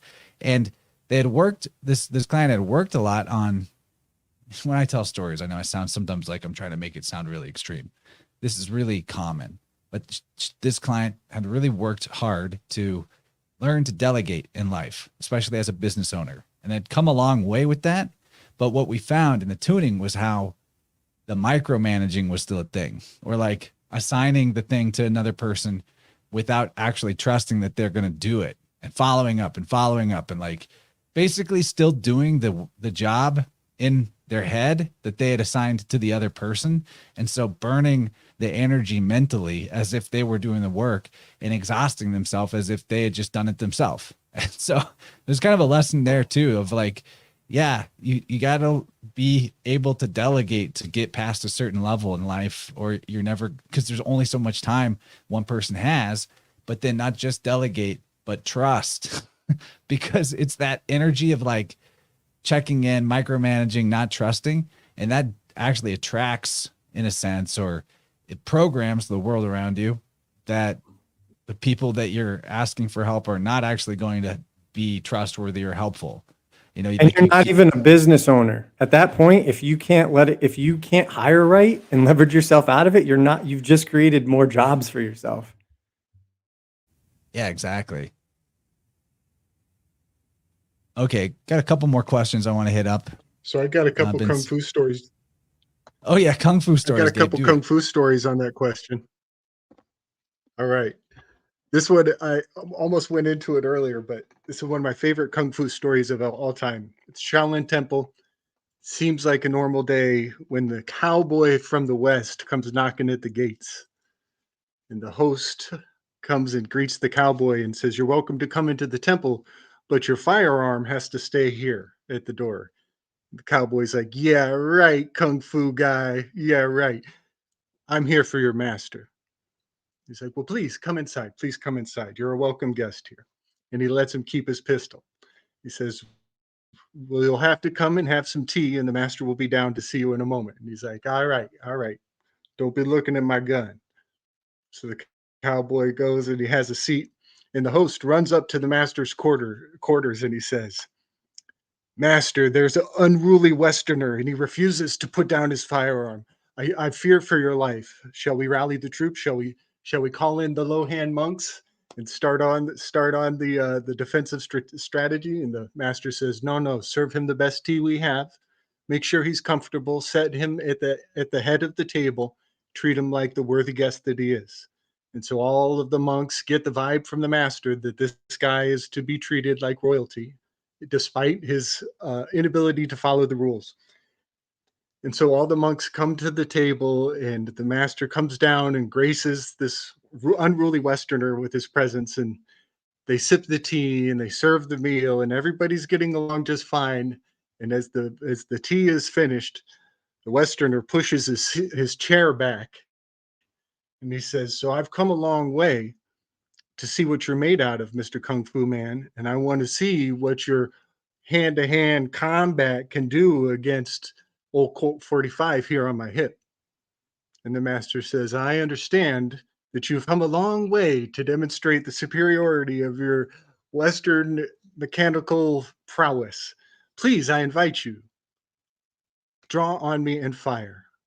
The cowboy's like, are you sure? The master opens his arms invitingly. The cowboy draws, bam, puts a bullet right through the back of the chair.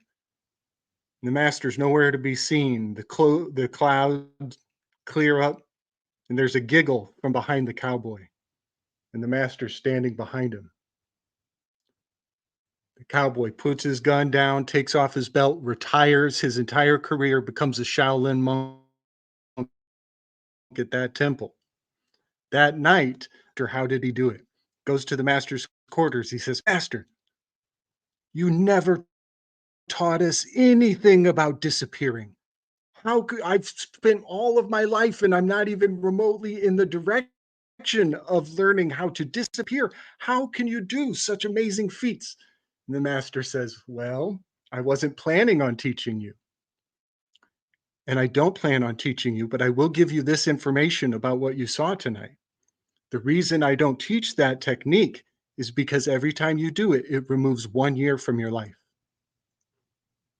And that would be a very irresponsible technique to teach just anybody. But I'll give you this secret. The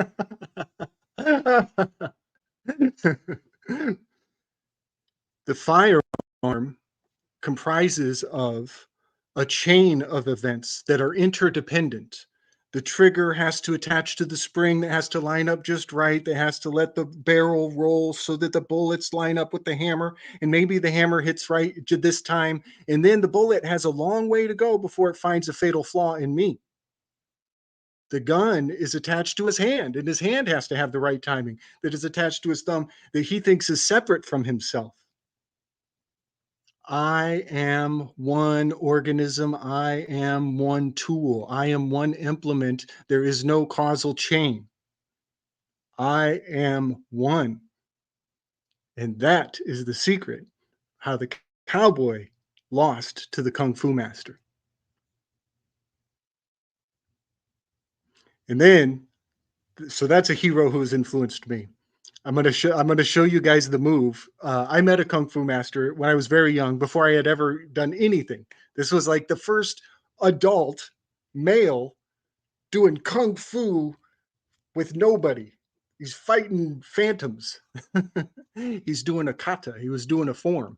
I didn't know what that was. I didn't know it had a cool Japanese name, the kata. But his form was very informative. Let me see if I can do this without knocking shit over. We can't see you though. All right. Just so you know, we can't see you. You can't? Am I invisible? Okay, you're well, invisible. I'll describe it. Maybe no. Drop it out and come back with your video camera. Maybe you just need to enable your video camera. This move is just killer. I thought he was doing that on purpose. I thought maybe he was thinking like, oh, if I cut the video screen, it'll stop the roboting. Well, No, it we actually, don't. it kind of did. I mean, it made his voice Here, more I'll clear. cut out and come back. Yeah, but I don't think it's intentional. I don't think he- Don't tell Gabe, but for Christmas, I'm sending him a Wi-Fi range extender USB to plug into his laptop so he can, because it's a range issue, and he's in different parts of his house. It works, so don't tell him. Yeah, I've noticed that the past few times that he's been on a delay, and I know it just started over the last month or so. Since he switched to being on his laptop. Oh yeah, there we go. In his zebra room. Okay, we can see you, buddy. All good? You're here. Yeah, you've appeared. Welcome back.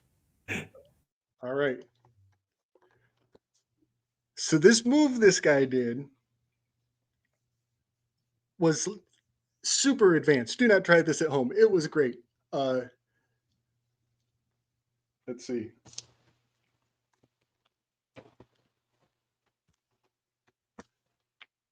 All right. Block, throat grab, ball grab, lift into the sky, spin one time, drop the man on your knee.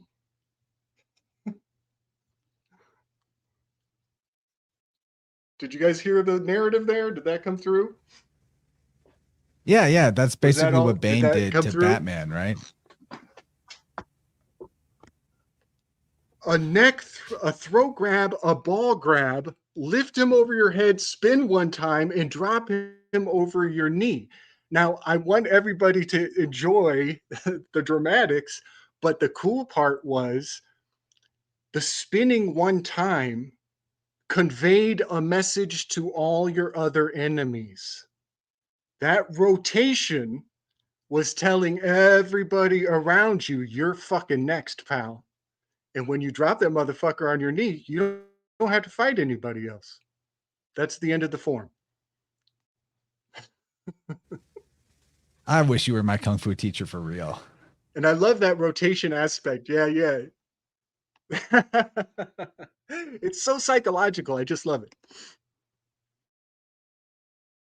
Rachel, thank you for this really kind super chat. Appreciate that a lot. You're always donating. There's a handful of you guys that do like 90% of the super chatting, and everybody else, they're just freeloading, which is fine. We're glad you're here. We love you, but be like Rachel.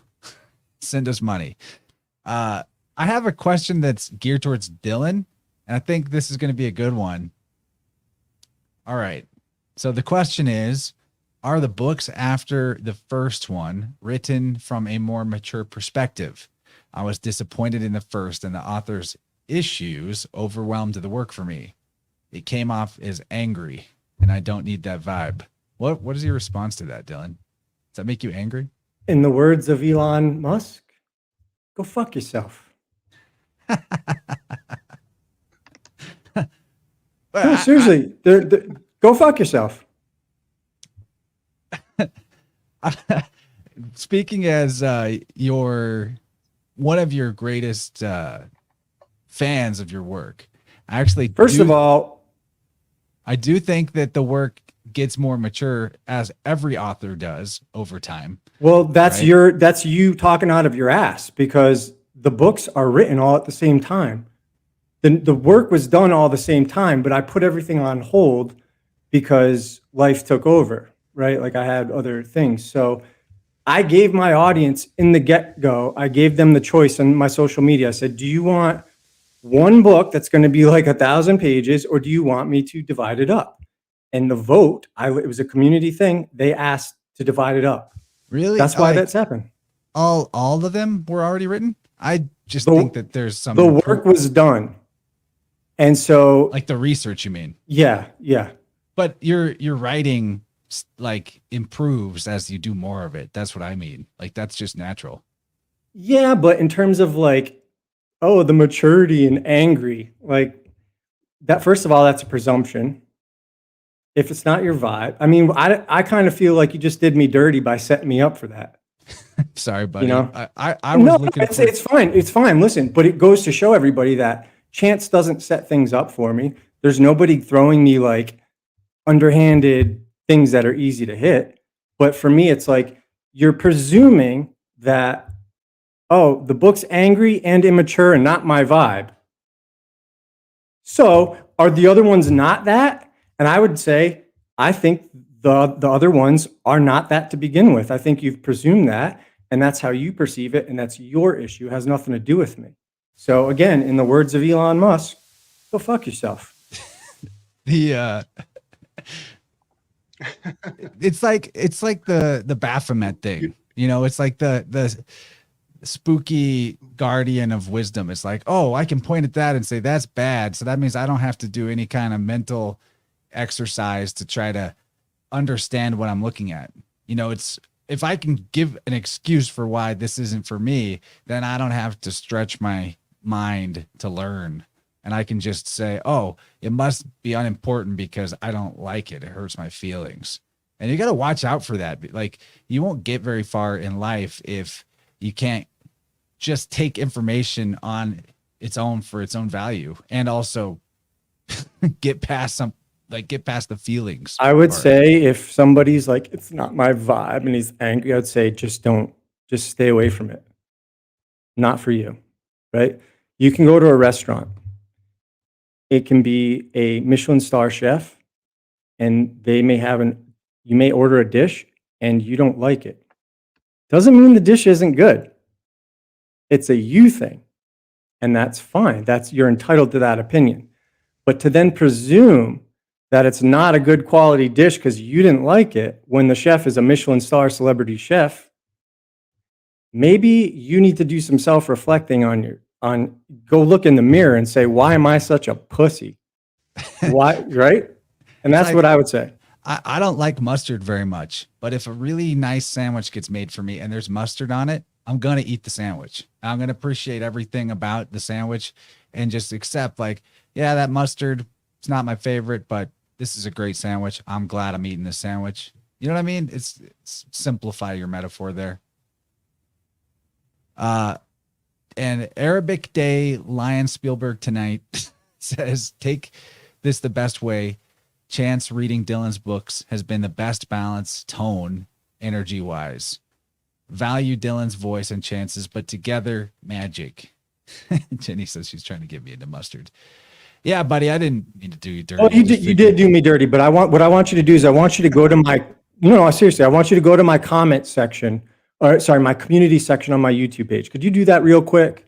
Yeah, buddy. Just do this for me, because this person has poisoned everything, and you've brought it to the forefront and allowed it to poison the conversation. So I want to give another guest experience at Il Ristorante of Spirit World, okay? If you go to my YouTube and you're sharing it you'll see that I've promoted, let me just find it. I'll post it in the chat so you can pull it up, because somebody else I'm in here. I've got it. So you see the second, if you scroll down to the second time I've promoted the ebooks, the only reason I left this up is because somebody said something really nice, and I didn't want to delete that, because if I delete it, it's gone forever. But so you see the smash words, it'll be the second, scroll down, keep going. Yes. Now see the two comments, click on that.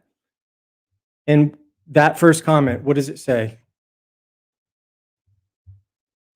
Your books changed my life. Wishing you a very Merry Christmas, Dylan. Yeah. So again, to respond to that person who's like, is he angry? Yeah, just in the words of Elon Musk, you know what to do. Okay. Yeah, and I brought that up because. And anyone who's going to criticize me, I just want to see one piece of social proof where somebody says that your work changed their life, and then you compare them instead of busting my balls. There you go. And your work changed my life dramatically. Anybody that might be around that followed the show for long enough, like before I got into Spirit World and after, would definitely know that. And I brought that up. Sorry for the sneak attack. I should have probably maybe like lobbed that to you No, privately. no, for don't season one worry to about address it. It's fine. I don't mind. I just think the thing is it poisons the well. You know what I mean? I see that. I It see gives that some. now. It's like it gives some. It's basically starting off presuming that the book is that when it's just somebody's opinion, and that's fine. They're entitled to that opinion. Go make a post. Give us some free marketing. That's fine. You're free to say that stuff. Nobody blocked you. I didn't even say anything. But when you put it to me, it's again, it's logically fallacious, and it's putting me on the defensive to now defend are the other books something that the first book isn't either, you know?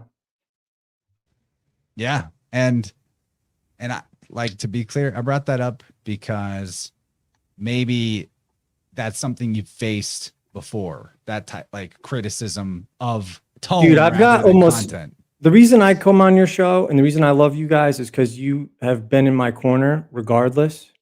And you know me that I would always support you. And like, you guys know my true character. But a lot of this I've had to deal with over the past 5 to 7 years, a lot of censorship. Some of it is brought upon myself. So I take full responsibility, right? I didn't know the ramifications of talking about the roll up your sleevers.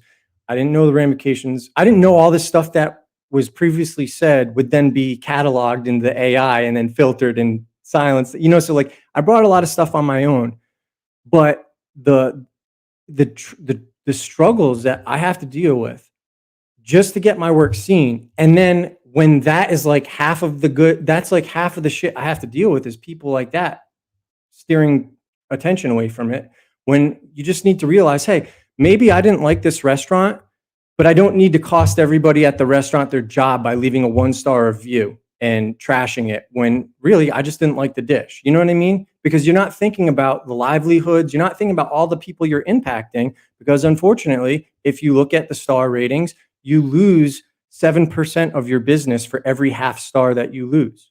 That's why some people, you know, it's frustrating when you spend so long. The star system is trash. You should have to write reviews and people should have to just read the reviews and see what people say rather than looking at a star and deciding, oh, no, it doesn't meet the 4-star, at least 4-star threshold. It's trash. Dude, Dying Light 2 only has 3-star. It's one of my favorite experiences of all time, right? If I just looked at the star rating, I would have not played that game, right? I would have not bought that game. So I have to defend myself. I shouldn't have to defend myself. I hate having to defend myself, but I'm not going to step down when somebody, you know, disrespects me publicly, and we're public. And if you don't like how I respond, again, in the words of Elon Musk, you know what to do. I know what my work is, and I know how I treat other people, and both of them are good. The end. Yeah, Dylan. When Dylan and you were friends, he's got your back no matter what. It's one of the best friends I've ever made, and we've only been in a friendship online.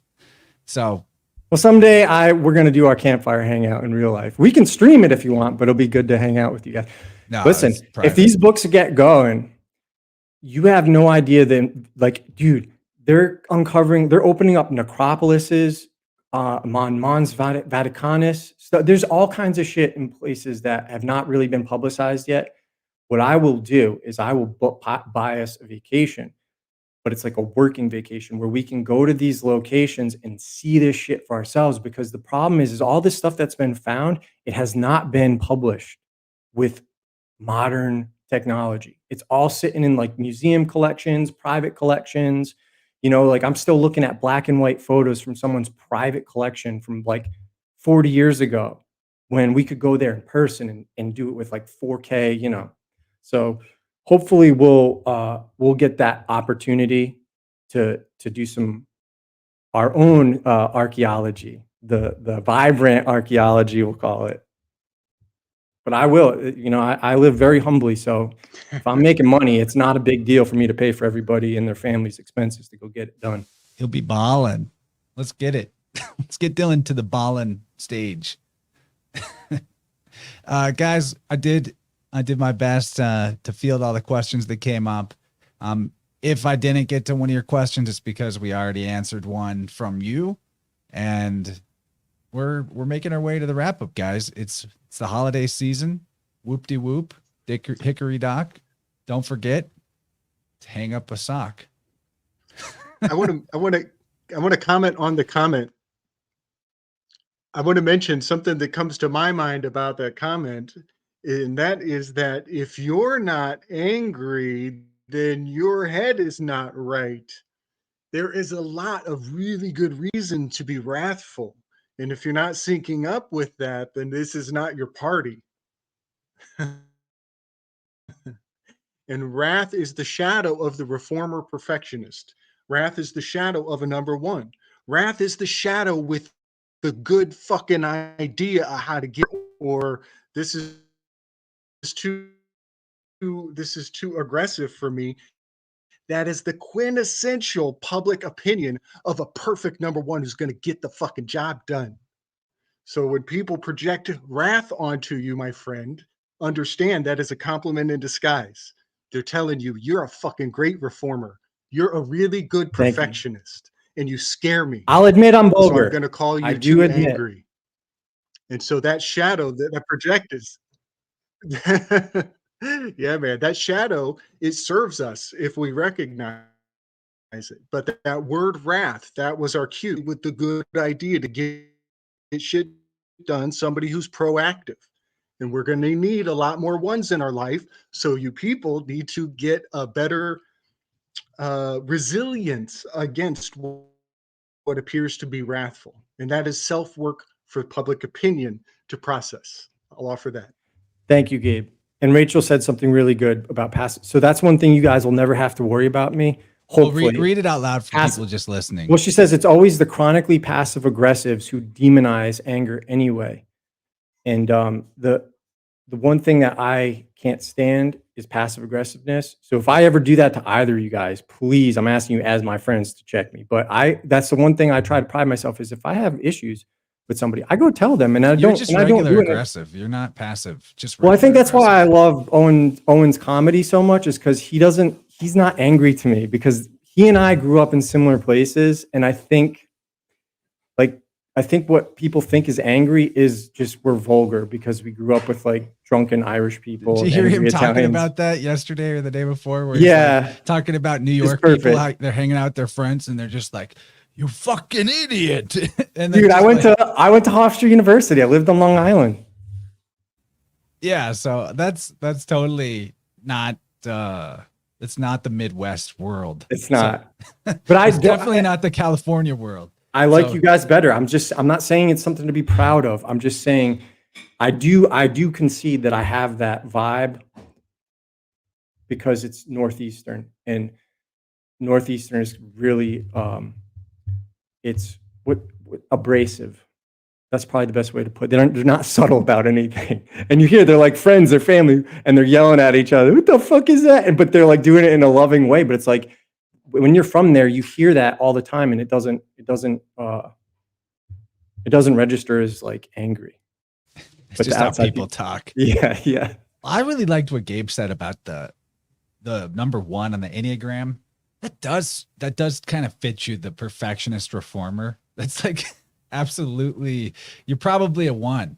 That actually makes sense. I don't know if you've ever done like an Enneagram personality profile, but that totally fits. Like that system is such an incredible lens to understand the world through, and it helps us get into other people's head and think more like they do, when otherwise we might like get offended or project ourselves onto them and assume that because they're acting a certain way, if we were acting that way, what it would mean, that, you know, that, and get it all wrong. So I love that Gabe is always swooping in with an Enneagrammatic analysis, because it helps us just all see where we fit into the larger picture of life a little better, and people's motivations beyond how you took it, but what they actually meant. That's pretty good stuff. You know what it is? I don't like bearing false witness.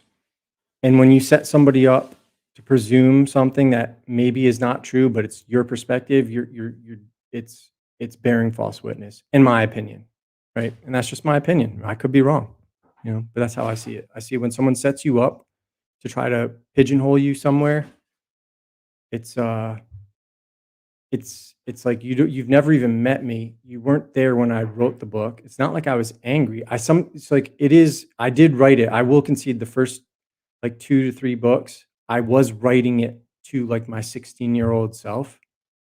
So that might be, that comfort that I have in writing it. I write exactly how I speak. That's probably what it is, but it wasn't like I was sitting here like writing this like angry and scared. I'm gonna show you, Guys, I just had a fun idea. I've got an extra copy and it's hardcover of Spirit World, The Holy Sailors. Awesome book. So what we're going to do, and we're going to give it, I don't know, probably, let's say till 9:25. All right. 9:25 Central. From this point on, if you want, and this is only for the YouTube chat.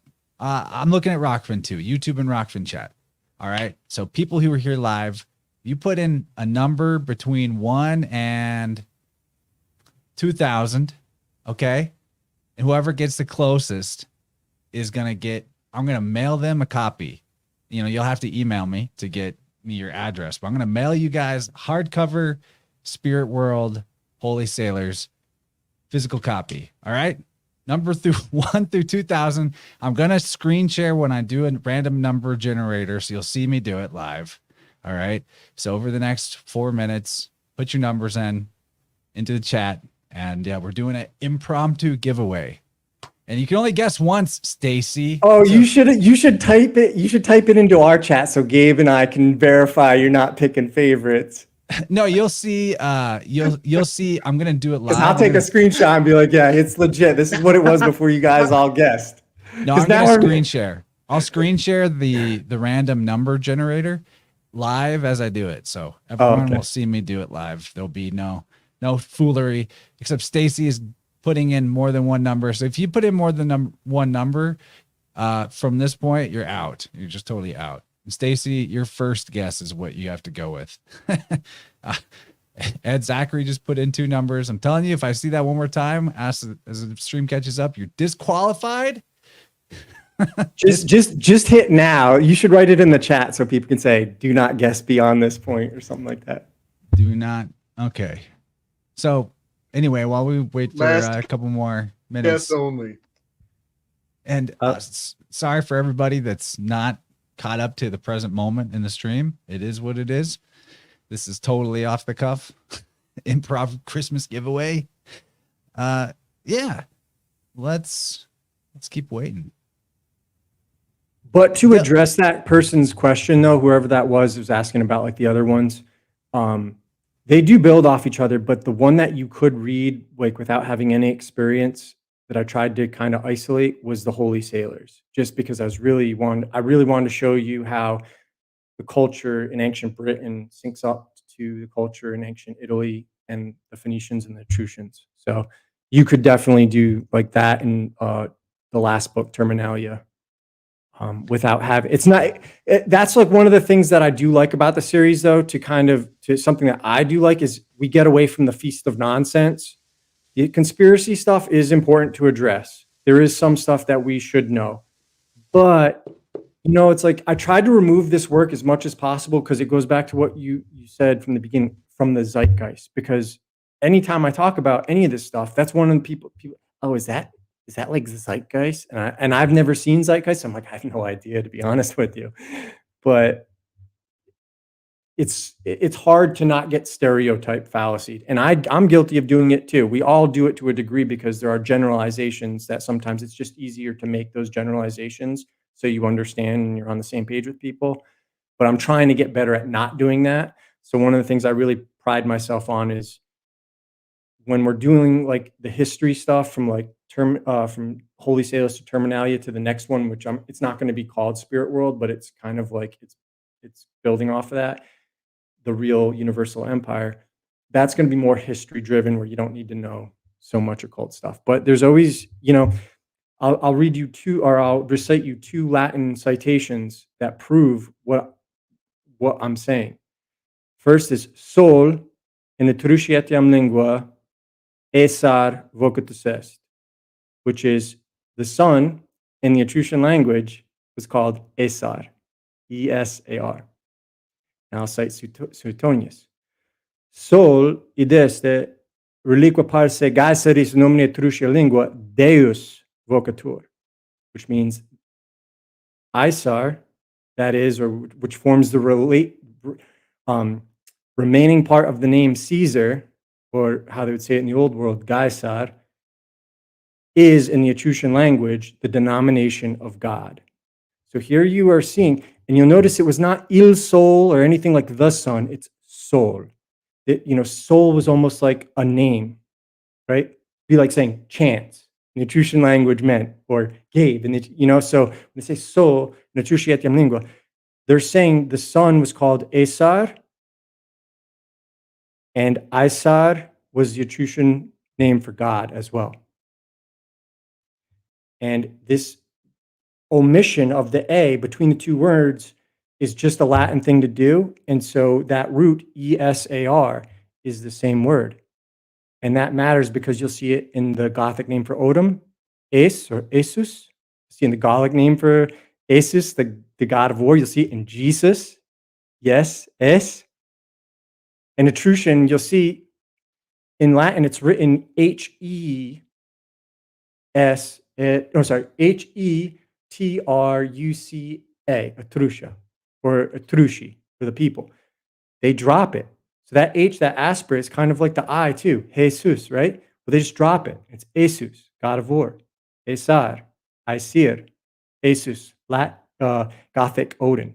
All this stuff is, I'm not making it up. It's all syncretizable.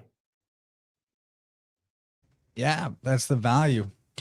I'm excited for the new work too. I think that'll be good in a lot of ways. Sort of new branding and everything too. Gives people something they feel like they can start from the beginning on. That's important. I'm gonna. If you guys have time to read it, I'll send it to you. Yeah, do it. Hit it up. You know I'm gonna read it. Okay, right. So this is it. 1 to 2,000.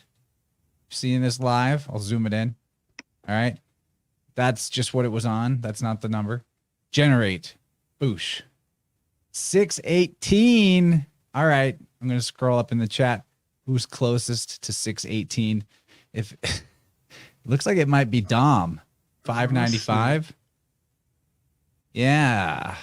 595 is the closest to 618 in the chat. That is Dom Beeps. Dom Beeps. You got it, buddy. You're going to have to email me with your address, chance@InnerVersePodcast.com, and I will send you this book. So congratulations, Dom. It's a great name. We did it. Yeah, man. We did it. Merry Christmas, Congratulations. everybody. This is the book right here. I have an extra copy. I bought a copy and Dylan sent me a copy. So I'm going to give this one away. Give it away, give it away, give it away now. Pay it forward. Hey, what I got you? You don't want to keep it like the Kaiser or the Caesar. So, gentlemen, I'm ready to close up shop. We're going to be off the air on Monday, Christmas time. That's, of course, we're not going to put a show out then. Maybe we'll come on Wednesday the 27th. I could see that happening, but I might just take the whole week, vacation a bit. I've got some really cool stuff planned for the first week of the year, though. Maybe I'll put an InnerVerse out on the 27th, actually, because premiering something on New Year's Day. New Year's Eve is when not to do it. New Year's Day is probably all right. Anyway, I'm just thinking out loud, but the next show I've already got recorded.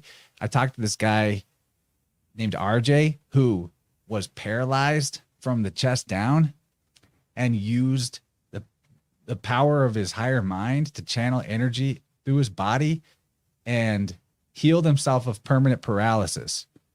He was told by the surgeons he'd be paralyzed for the rest of his life. He said he would be walking in 100 days, and he did it. It's all documented. All the x-rays are there, all the doctors' diagnoses, and there's video of him paralyzed. There's video of him every step of the way. It's a wild story. The guy is awesome. You're going to love it. Really excited for that. It was an awesome interview. I already did it. You found the... Yeah. He's Neo. He's the one-man Karma Taj. Yeah, he's basically Neo. That'll probably be the next thing we put out. And then watch out in January. We're gonna be getting back into the Marvelous Demystifiers. We got a whole nother 6 episodes of Loki to tackle. That's gonna be nuts. The whole I can't reason wait we for those. started, the whole reason we started that series is because the second season was nuts and we wanted to talk about it, but we felt like we needed to lay the groundwork of season 1 before we got into it so that we could really sink our teeth in and know what we were looking at. So really, like, that was all just the prelude. Now we're going to get into the real shit.